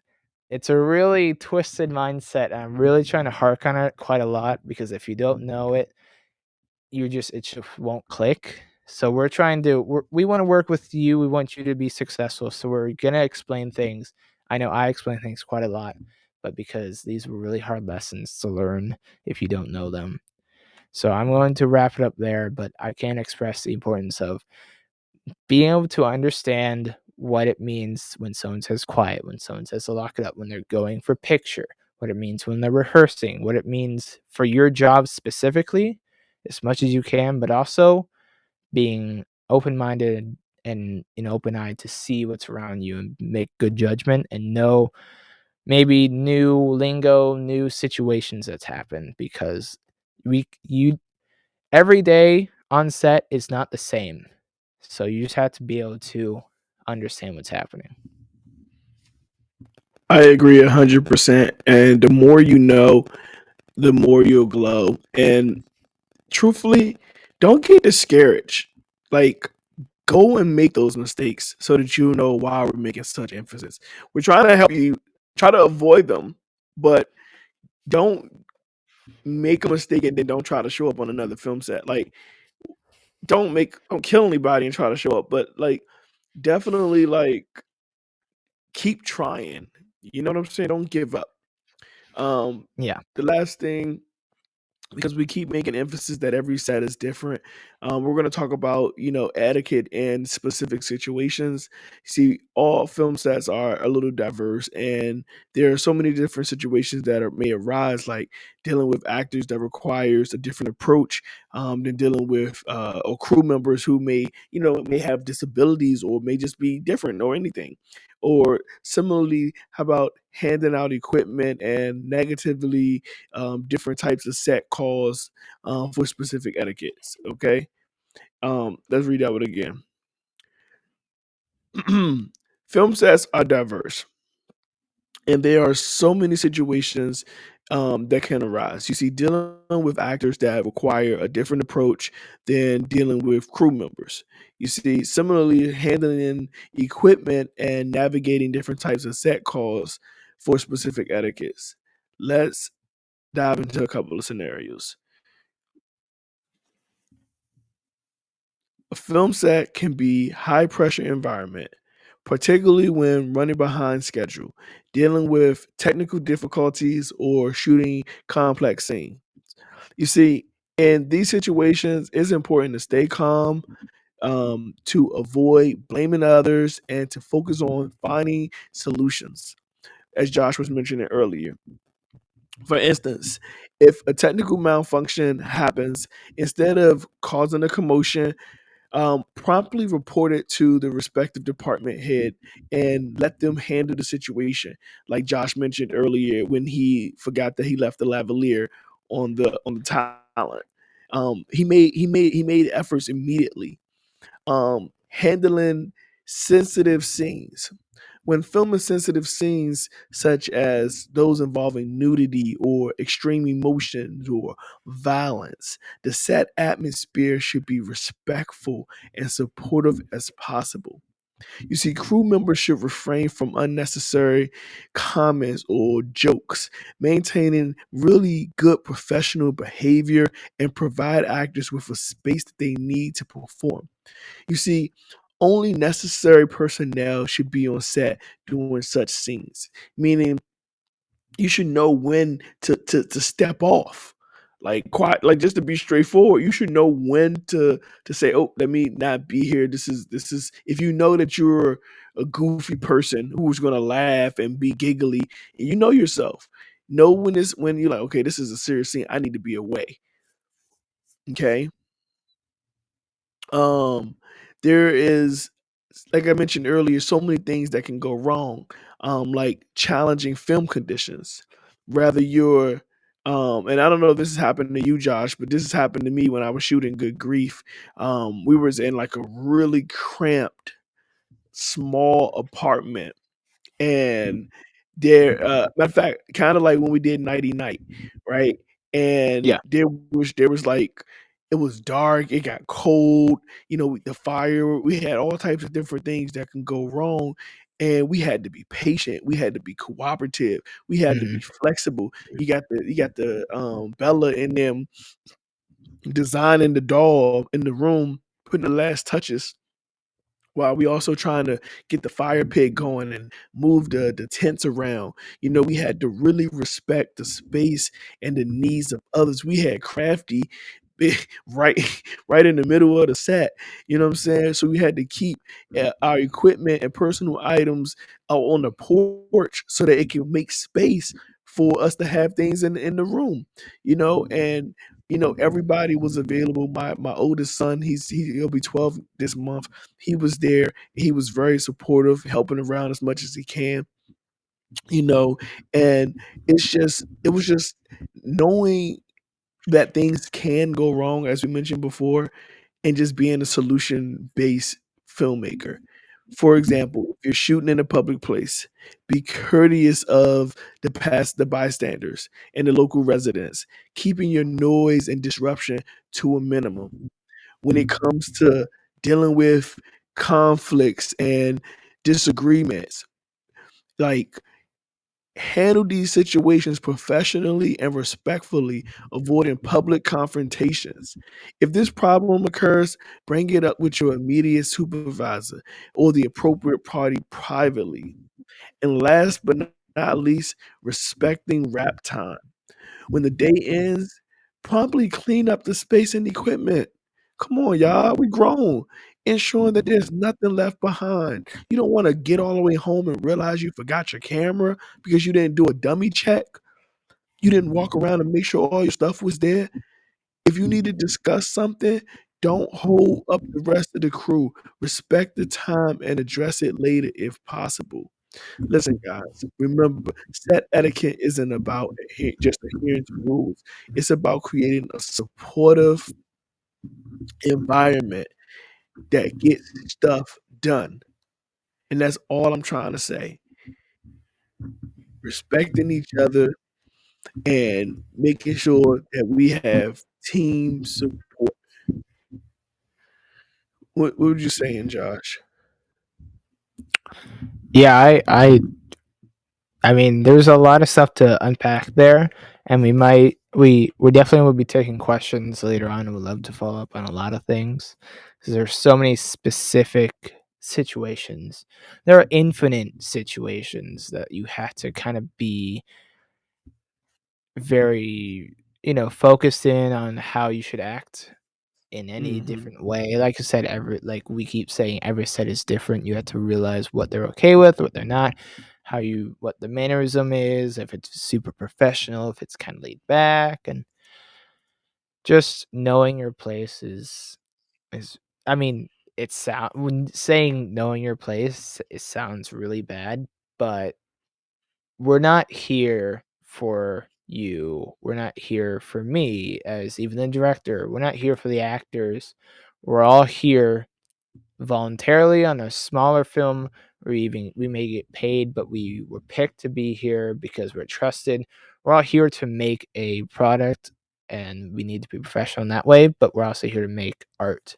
So we need to be free and professional, but also trusting everyone, because even in professional workplaces, there's so much that happens, and that they had to have human resources. There's so much sometimes in, like, you can't talk to this employee because they're just not great, and you're trapped with those people. In film, you can be trapped with a lot of people that, I mean, me and Emmanuel, we consider a lot of people to be kind of cancers on set, and maybe on a later date we can really get into that. We'll definitely be doing more webinars and stuff like this. So if you want to learn more, that's definitely going to be an option. We very much enjoy talking about a lot of this stuff. So this is kind of just a starter. If you have to be on set tomorrow, hopefully you're here listening to this because we do want to set you on the right course. But just like I said, I mean, it really comes down to mentally preparing yourself to be professional in any situation, but to be someone that is, likable, and someone that's a trooper. Oh my goodness. Emmanuel was talking about it, and it just really clicked again with me. You could be in the middle of the desert. You could be in New Zealand, like in Lord of the Rings, walking on the side of this ice cold mountain, filming these gorgeous shots that are so worth it, but it's so much pain and struggle to get them. And that is for people who really love the art. You can't be complaining because everyone's thinking about it. And the moment someone complains, everyone doesn't want to be there, doesn't want to do their jobs. The actors can feel it, everyone can feel it. You bring it down. So you have to be a trooper, you have to be plugged in, ready to support your crew, your family, and to make something great. Whether you're directly in charge of that in you know, one of the top tier roles, or you're just helping out, making sure everything is safe, everything is happening, everything is functional. You have to be ready to be a trooper, because you don't always get you don't always get cozy sets. You don't always get to have a cushy chair to sit in. A lot of times on most sets, I've done so many sets where we were just outside in a public park, in a area where we were allowed to be in, but people really shouldn't be there because we were in Florida and there's so much crap that goes on. You just have to be really ready for anything and ready to be dealing with so much that you can barely take it, but you still have to be very professional, very kind, very helpful, because you want to do this again. I was able to do something in the virtual stage. I'm wearing the shirt right now. My film, Dr. Alan Ventureman, that I wrote and directed and did a lot of work on. I was able to do that in a virtual stage with, it was very nice, air conditioned in Florida, but we were all air conditioned, so we were all able to wear nice, long sleeves and pants, and it was very nice. I was able to have that privilege at the end of my college career as my thesis film, and I was able to bring in people that I trusted, people that I know have who have been through hell on sets, who have really put in their time in the worst conditions to have this really nice set, really relaxing set to work on where it's safe. You don't have to worry about stepping on snakes or anything. To have that privilege, I was able to handpick a team that people I knew who deserved it and who would respect it, because they know all not every set's like this. They can just do whatever they want. Oh, this is a really nice set. They worked as if they were working, like I said, on an edge of a cliff, because they were super serious about everything. They were focused, still able to have fun and enjoy each other's company, but still worked really hard as if they were working outside and they wanted to get everything done. They were on time, but they were able to be really cozy and everything. That was a privilege that I was so happy to be able to give to a crew of peers that I have worked with before. But you're not going to start from there, most likely.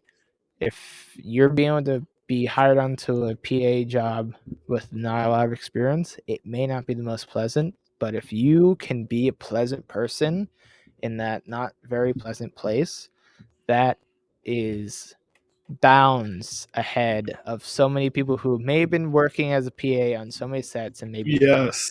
complaining all the time. If you get there day one and you have a great attitude till the last day of shooting, you're getting invited back, whether that's your first set you've ever been on, whether it's not.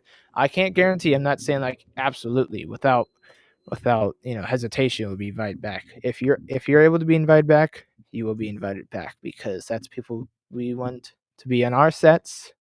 That's people who we know. We have friends. We have professional mentors, and professional people that we've worked with that have directly said we don't want people who are going to screw around. We want people who take this craft seriously of making movies and who have the correct etiquette to take great introduction. You were great on day one because you prepared. You were like, okay, you haven't gone through hell of that set yet.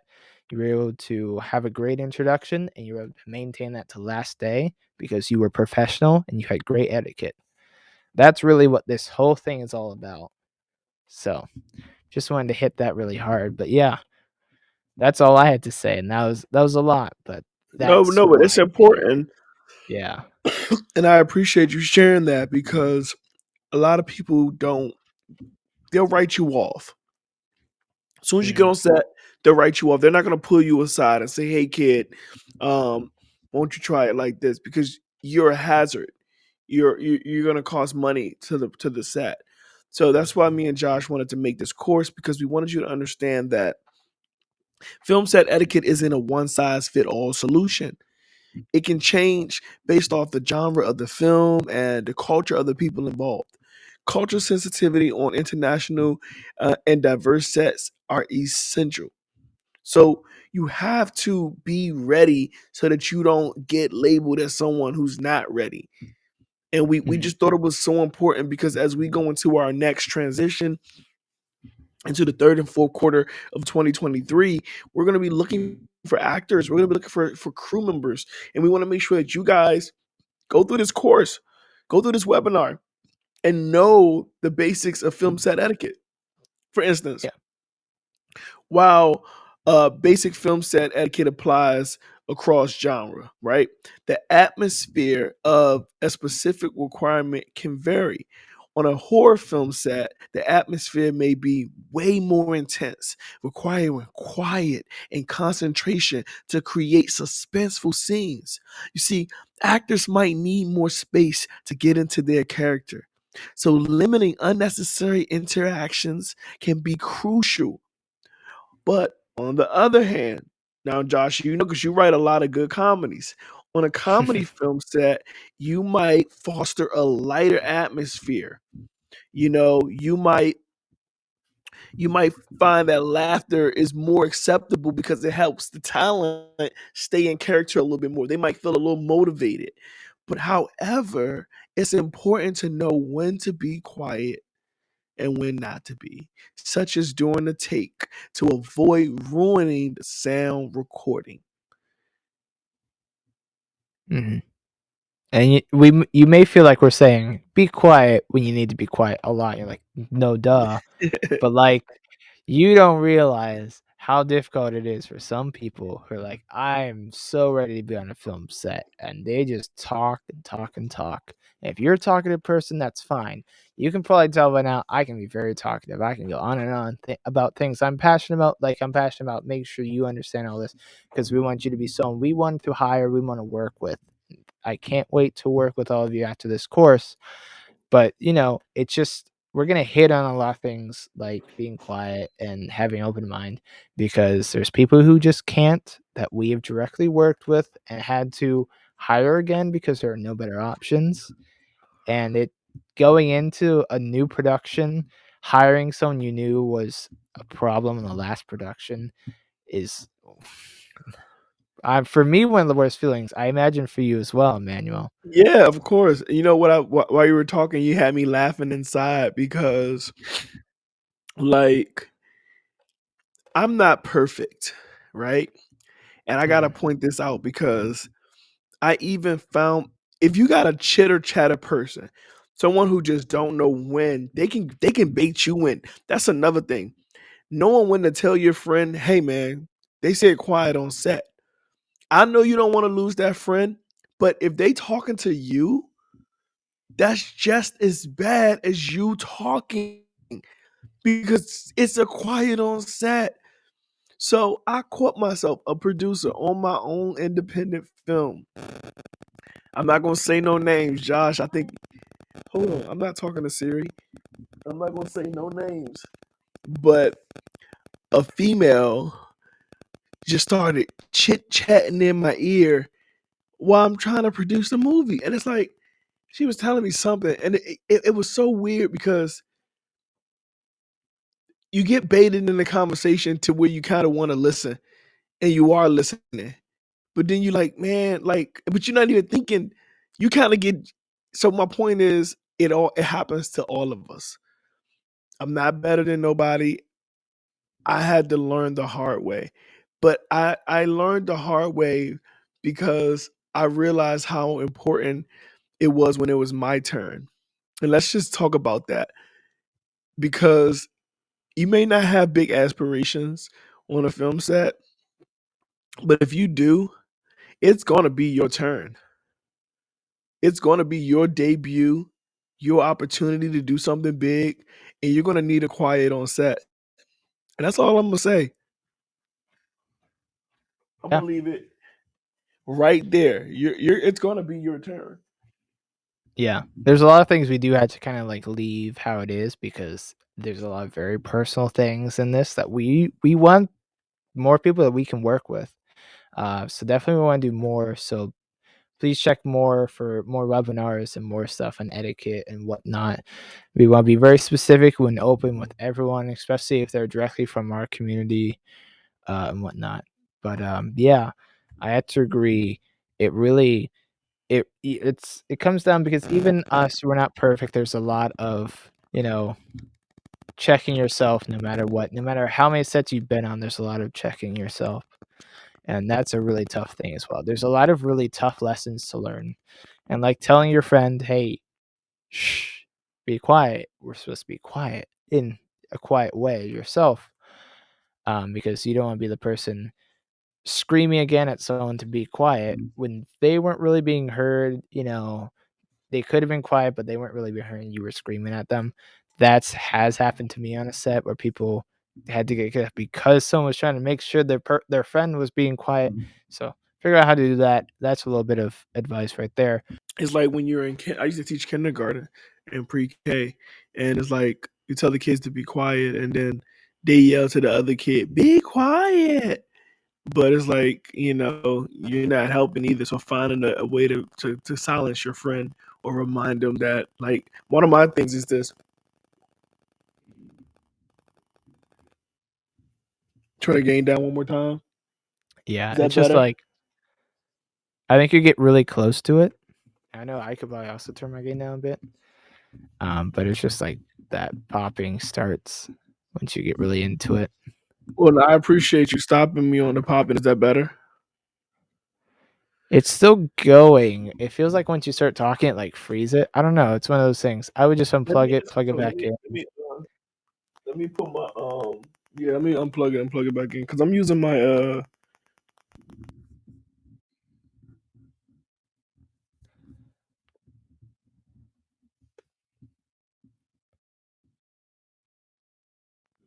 It's better. Hello. Yeah, it's better because it's not on your voice, but it's like a pitter pattering. Make sure the connection's on the microphone itself. I don't know. All connection points as we talked about. It's going really good. It's long, but it's going good. Oh yeah, I hear what you're saying. It's that little clicking sound. better because it's not on your voice, but it's like a pitter pattering. Oh, I Make hear sure it. the connection's on the microphone itself. I know, all connection points as we talked about. I think it's hold on. I didn't want to block my face too much. All right, hello. Can you hear me? Yeah, just start going. This will hang like Yeah, tell me if this is bad or is it worse? Is it better? I mean, I can put it out. I can clean it up in isotope. Um, I but don't think you have did to it get get? that close to it. Yeah, I probably don't. Is that better? Yeah, just don't get close to it, and it's fine. Let me Because I see. think once you get really close to it, it's starting to get like peaking and popping, but you don't sound bad. Yours sound really good. When we play this back, yours sounds really good. Oh yeah.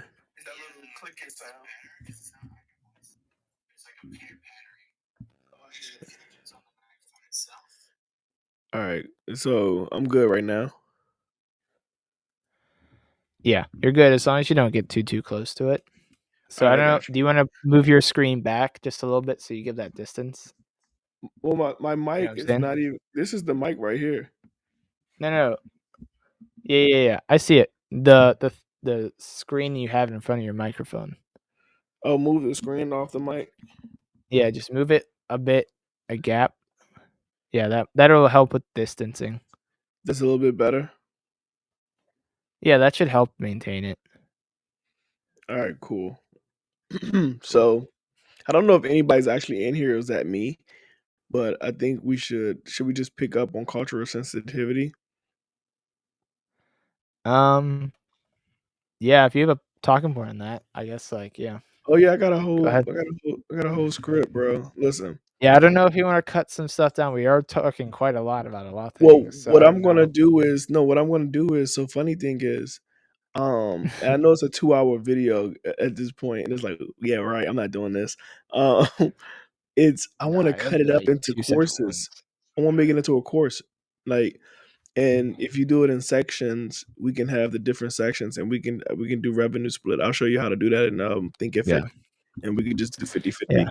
Just turn it, but you got to help me turn it into a course. You got to help me edit it. You got to help me chop it up. yeah. Like I'll take Hey, half. future I'll us. take Hey, this. future Manny. Future Josh. Yeah, hey guys, let's get this money. Yeah. Um, Sorry, it sucks right now, but yeah. no, No. it doesn't. It sounds really good, and I know it sounds good, but like no, I the checked it. length I of this. checked it. Go back and watch it on. You can you see it? I'll send you the Vimeo link. You can go Yeah, back we'll and figure it out. you can watch it right Yeah. now. I just posted it in the chat. No, I trust it. I heard from your end. So yeah. All right, let me just do this one part. Okay, this is we're almost done. We're really done. The funny thing is, we got Q&A, but we don't have anybody to give us Q&A. But I might be able to find a solution for that. All right, here Yeah. we go. I think that'll just be at a later date. But like, hey, if you want to send Yeah. us, talk just like where can they reach us, join the pneumonia community, Oh and yeah, if that's you a good put idea. things in there, we will either we'll try to get to you directly, but also make another course on it. I Okay. think that'd be really nice. Yeah. All right. So yeah, let me Nice just do this one closer. real quick. If you want to take a Yeah. beat, I'll just do this one take. Let me just knock it out real quick. Hold on. Yeah, go ahead. All right. So, and guys, as we talk about adapting to etiquette on different sets, we cannot go without mentioning cultural sensitivity. When filming on different in different countries or with diverse cultures, it's crucial to be aware and respect of local customs and practices. For examples, in some cultures, it might be considered rude to directly criticize someone's work or give constructive feedback. You see, and it may need to be delivered with more subtleties. You know what I mean? Instead of just being so aggressive. You see, local traditions might dictate specific ways of interacting with senior crew members and actors. Researching these culture norms and adapting your behavior accordingly is key to maintaining a harmonious set. So you never know where you're going to be or what the result or what you're going to have to do, but being educated not to make mistakes by not being educated. And then that goes to exactly what I'm getting into next, and that's adapting etiquette. So when filming content that deals with specific cultures and contexts, it is important to adapt the etiquette to respect those aspects. For instance, in a scene that is being shot in a sacred location, there may be specific rules or behaviors or dress codes or noise levels, etc., which needs to be followed, right? You see, similarly, when dealing with these themes and these stories from a specific culture, including with representatives from that culture or that process, and listening to their guidance can ensure respectful and accurate representation. You don't want to go and have people getting offended because you didn't understand or you took it the wrong way or you just unaware. And sometimes I'm always a little bit delayed, but that doesn't mean I'm not going to do my best to find out before I get there. Lastly, I want to talk about inclusive spaces. Film sets should be spaces where everyone feels respected and valued, regardless of their background. This includes acknowledging and respecting different cultures, practices, beliefs, and experiences, from respecting dietary restrictions. If you're a producer, think about if everybody's a vegetarian, if one person's a vegetarian, can you not just order all meat pizza? Doing the catering and acknowledging religious practices or holidays. You see, inclusivity goes a long way when fostering a positive and productive filming environment. Lastly, guys, in conclusion, good film set etiquette is adaptable and sensitive to the genre, culture, context, and the individuals involved in the filmmaking process. So keep that in mind when you are on your next set. Keep that in mind as you're progressing to the next level, because essentially that is what you're going to need when it comes to progressing in this world as a film set expert and having that etiquette experience. Yeah, absolutely. I hope what we've told you has been very personal. I mean, very general. You could tell we kind of had some things written down. We wanted to give you good information, but a lot of this I know definitely from me and definitely a lot from Manuel. I know directly our personal experiences, personal triumphs versus personal lessons or failures, however you want to see them, uh, and a lot to learn from. And you're definitely gonna have play, times where you're gonna smack yourself in the head. And you're gonna have bad days. You're gonna have good days. Just always be willing to learn from that. We want to help you as much as we can in this course, but again, it's just the approach of knowing that you know you can't be the best every day, and that's okay.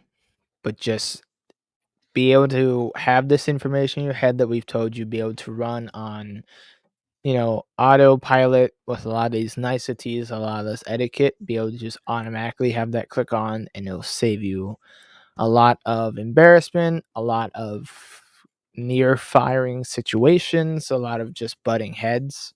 Make a whole lot of, you know, positive sets, and it will save your butt a lot because just being able to have an autopilot that is nice to people. I know some people don't have that and they just go. They're just we're working. It's another day of work. I'm not in the best mood. I just want to be over. You can't really have that on a set. And I hope a lot of what we've told you has, informed you to be able to build that sort of autopilot you have to be able to function on sets on your worst days and on your best days, of course. Absolutely, Josh. And it seems that we have a couple of questions that come in. The first question says, can you share a situation where you saw the impact of good etiquette on a film set? You want to take it or I'll take it? You take it as you're a producer and you get to sort of bring people back a lot. I've talked about how I was able to bring people onto my thesis one in earlier courses. But I definitely would love to see what you have to say, being as you're Sure. focused more on producer. Absolutely. So one time I remember when we were filming a scene that required a lot of coordination among different departments. Everyone was respectful of each other and the roles, and they communicated effectively. This mutual effects and good etiquette helped us complete a complex scene and, to be honest, a less timely manner than we actually expected to do it in. Providing us good etiquette honestly saved the day. So it's just I've been blessed. I've been lucky. Um, Thank you for that question. We got one more. Well, we got a couple more. So this question is, what is the best way to handle high stress situation on set? You got that one? Yeah, I can take that one. I've been a student on a lot of sets, more than I've been, professional on sets, which is totally fine. I'm still very young. You know, it's good to have that lesson. So when things get heated, when things are a bit too intense, when there's a lot of supposed to be special effects and you don't really know, and that there's a lack of communication on set, it's always good to step back. Although you want to identify with that set and everything, sometimes you're just there to work and to better your craft. And that can be, great when it's a good film, but sometimes you're going to work on bad films. And that's where this has to happen, where you had to learn to step back. You had to learn to, like, take a step back, let your niceties run, and let that autopilot go. And you're just like, yes, I'm working. We're going to figure this out. I'm going to stay quiet if I have nothing to add. And it looks like I shouldn't add anything because of craziness, because things are getting real riled up on set. Um, if you don't know how to solve a problem or how to avoid the chaos, no one's going to blame you from taking a step back, maybe walking out and just getting a breath of fresh air. If you're able to, you are perfectly allowed to do that. No one can blame you if it's a crazy set. Um, s- Sets get really heated, I can tell you personally, and you just need to learn to be able to stand. Maybe you have to stand at the camera while actors are yelling on set to the director who is behind you, and you're stuck in the middle, and that will happen in many different shapes and forms. You just got to sort of have that, blank stare at the floor and be able to just sort of be Yep. there. You're just power save mode until, okay, we can do something productive, because there's a lot of passion in this craft and there's a lot of butting of heads that just is going to happen. Almost any set you're on, I could make a safe bet that on every set there definitely is a lot of butting heads, whether that is as verbal Yep. and as big. But you definitely just need to learn. I know Emmanuel, he's probably dealt with it more of communicating aspect. I've definitely Yeah. dealt with it of, like, I'm just a PA, I just exist. Um, Right. the the big people are talking, the people with the big pockets are being really affected by this film. I'm just here to be paid for my work. I'm going to sit here until I'm able to work again. Just be professional, because some of these actors don't want the public to know they act like that. Some of these directors don't want that. No one really wants that on their reputation, but it's how that happens. Sometimes it's just an outlier on how these people act because it's such a heated set.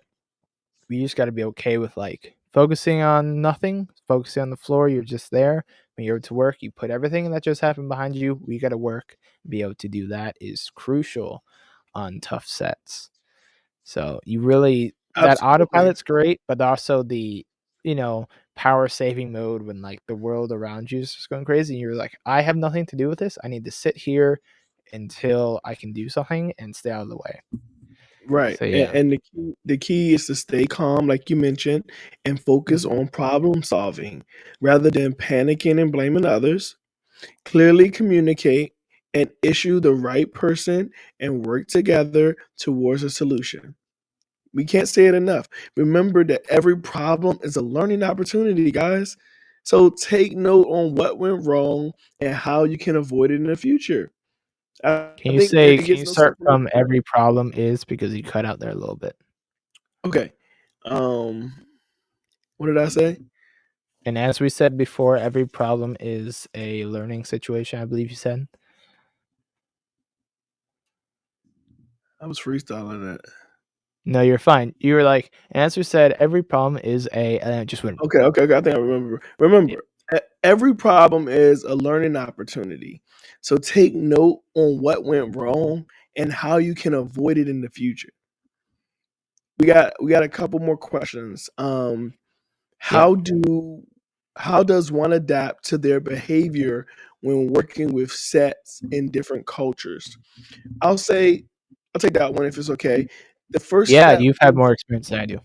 yeah, no doubt. I mean, we're a team though. We both you got different experience Yeah, at yeah, different no, levels. So the no. first step is to research and to educate yourself on the local cultures, traditions, and work practices. I got a friend, Anthony. He's a writer, and he's not allowed to work on certain days because of his religion. I won't give up too much of his business, but he's a good friend of mine, and I can share that. And so that includes understanding customs, communication styles, and even specific film set practices. You see, when in doubt, ask. It's better to seek clarification than to unintentionally disrespect someone's culture. So I honestly couldn't remember all the details, and that's why I didn't share because I couldn't Mhm. remember what day, but I do know that whenever I know when that day come up, I'm not gonna have them working. Last Yeah. question: can you share a Well, I got situation? something on that Oh, I'm question sorry. I'm real sorry. Go fast. ahead, buddy.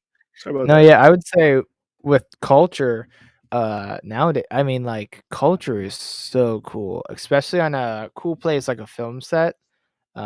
You may have people from so many different backgrounds. It's amazing. Like so many great lunch discussions. Please try to sit next to someone you haven't talked to before at lunch and be very nice to them. Talk to them. This is a really cool experience. Just be aware. Curiosity comes at a price. Be respectfully curious. Ask respectful questions. Relevant questions at appropriate times. They're trying to work the same as you. You know, even if you see yourselves as different, we can't affect how you see other people. I mean, I'm not saying anything about how we view people, but I know whatever you approach you have to new people of different cultures, please be respectful. We're I'm not going to tell you how to act per se around anyone new. That's up to you. I don't want to, say anything that's going to offend anyone because it's a sensitive topic nowadays. But I find culture super cool. I oftentimes ask a lot of questions because I know guys from a lot of Spanish speaking countries. I know a guy from India we met on a set. I gave him a lot of advice on his set because he was also doing virtual stage stuff. I've met so many cool people from so many different places, and it's great to talk to them because I'm a storyteller. I love that, new information, new perspective, and it's super cool. And everyone's gonna go to this set with different perspectives. If you're in, a very big set, there's a lot of people, so it's great discussions. But I always see it as a positive. I think you should too because we're here to tell stories. And if you're someone who has a prejudice against someone else because their story is different than you, their experience is different than you are locking yourself off to so much just amazing story and background. And that's just how I see it. I'm not trying to offend anyone. I'm just saying when you're on a film set, please be positive, please be open. If you have questions, ask appropriately because no one's going to say, I don't like talking about my heritage or whatnot. I'll talk about my I'm just Irish, but I'll talk about my heritage all day. It's super fun. It's a good question for anyone. And that's definitely something that's going to come up because you're going to meet so many different people.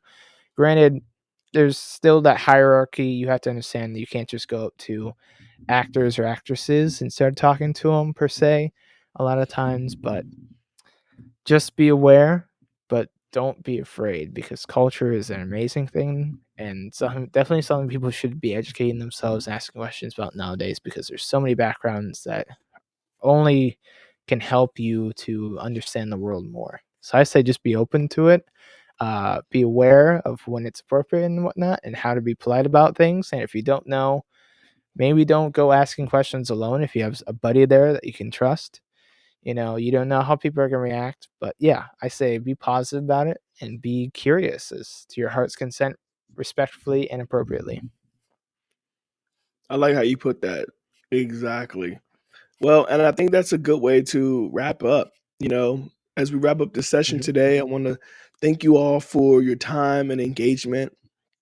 We've covered a lot of ground from understanding the importance of etiquette on a film set to breaking down rules that guide our behavior on set to discussing adaptations of these rules across different genres and cultures. Remember that film set etiquette is not merely a set rule or a set of rules. It's a reflection of your respect for the craft, as Josh mentioned before, your colleagues, and the story you're helping to tell. See, Josh hit it on the nail. Each one of us, introspective in our own role, has a part to play creating a positive and effective work environment. You see, take the insight from this webinar and apply it in your roles. Keep learning. Each film set is unique. Each team is different. Every day brings new challenges and opportunities for growth. Your willingness to adapt, to respect, and to facilitate the storytelling process is what the whole set apart. That is what sets you apart in this industry. Like I get so passionate, so I get a little bunched up in words. But that's what's going to really help you stand out. So whether you're just starting your journey or you're a seasoned professional, I hope that today's session has enriched you to understand and appreciate the power of good etiquette on a film set. Remember that every Yeah. moment that you spend on the film set is an opportunity to learn, grow, and contribute to the magic of cinema. Mhm. Thank you once again for joining us. Keep exploring, keep growing, and all above, keep respecting the art and the craft of filmmaking. My name is Emmanuel Simms. This is my best friend, Josh Callahan-Foley. And if you Thank got you. any closing remarks, please jump in and say something nice. Yeah, I just like speaking things into the universe because I never know who they're gonna land with or who's gonna hear it that needs to hear it. But just some mentality things, just something a mission statement almost. If you want to be on awesome, cool, super fun movie sets, they want awesome, cool, very fun people that they can trust to be there. So if you're starting out or if you're already in this industry, but you're not quite hitting with the etiquette, you're not quite getting the jobs you want, really define yourself on where you want to go. Focus on your specialties, but become someone that other people want to be working with, that other people want on their sets. Because I know it's something that both of us directly look at, and we want to tell you these things because we want more people that are awesome and super fun to be on our awesome, super fun sets that only are getting bigger and bigger. Because there's so many cool people who work on Star Wars and Marvel and all these cool things, but that took so much time, so much love, a lot of fun sets, but a lot of struggles to get to that. So we don't know what the next super fun set that everyone wants to be on, and there's a lot of fear of missing out. But in order to get to that point where you really will be hireable, be fun. Don't be a jerk. Is one of the biggest things they punched at film school. They used a different word that besides jerk that really sticks with you, but I won't on here. Don't be a jerk. Be someone super cool, super fun if you want to be on those super cool and super fun sets. I don't know who needs to hear that. I needed to tell myself that because I only want to get on bigger sets, but it really takes a lot of self evaluation work. You should always be improving yourself. You should always be learning. Be someone that's able to consume information, because the moment you stop being trainable is the moment you're cut out, because this is an ever changing industry and you just need to be, Yep. like you said, open minded, ready to go, work your hardest, ready to learn and adapt, but be someone that other people want to work with, and be someone that you can, I want to bring people into my filmmaking family. That's a Yeah, man. family. People I Yeah, can trust, people I want to hire whenever I can. If you are within, driving distance from where I'm shooting, you're free, please come. I will give you a job, or you can just be there to make sure that I don't fall on my face, because I trust absolutely. you more than I trust myself. And that's Absolutely. the people we want to come out of this course, to come out of, this film etiquette webinar course. So please, grow into that person, whoever you, that version of you is. If you really want to place in this industry, you need to find that person. You need to grow that person forever until you retire. Then, do whatever you want. But no, this stuff doesn't get old. There's always more fun stuff to do. And if you want to be a part of it, you got to be fun. You have to be cool, and you have to be someone that is amazing on set. You have to do your job, but be an amazing person. And that's That's a right. tough juggling act, but I Yeah, just want to put it out there. That's what this all is about. We gave you all these tips and know how you do it. Obviously, we're not saying we are a film college or anything. We are just people who have done this. We are going to know more and later on, so maybe we'll add on to this. But, that's right. do your research now. If you're just starting, if you already know, you're already in there, but you need to focus on the etiquette more. Just keep consuming and keep learning, and that's the best Absolutely. advice you can get for improving. If you want to talk to someone about improving self, Emmanuel, you can tell them all about it. We can definitely give you recommendations right now about where you should go next to find us, find our work. So I'll give you the floor to plug everything and to take us out. Yeah, guys, absolutely. So, if you want to join the community, you could text us at 240-607-5258. Um, and I just want to motivate you before I get into any further information. You can do it. You can do it. I'll say it one more time. You can do it. I want to motivate you that the entire point of us making this was so that you can know that you can do it. And we don't want you to feel like you can't do it, but you want to be able to do it and do it right. You want to be able to do it and do it wow.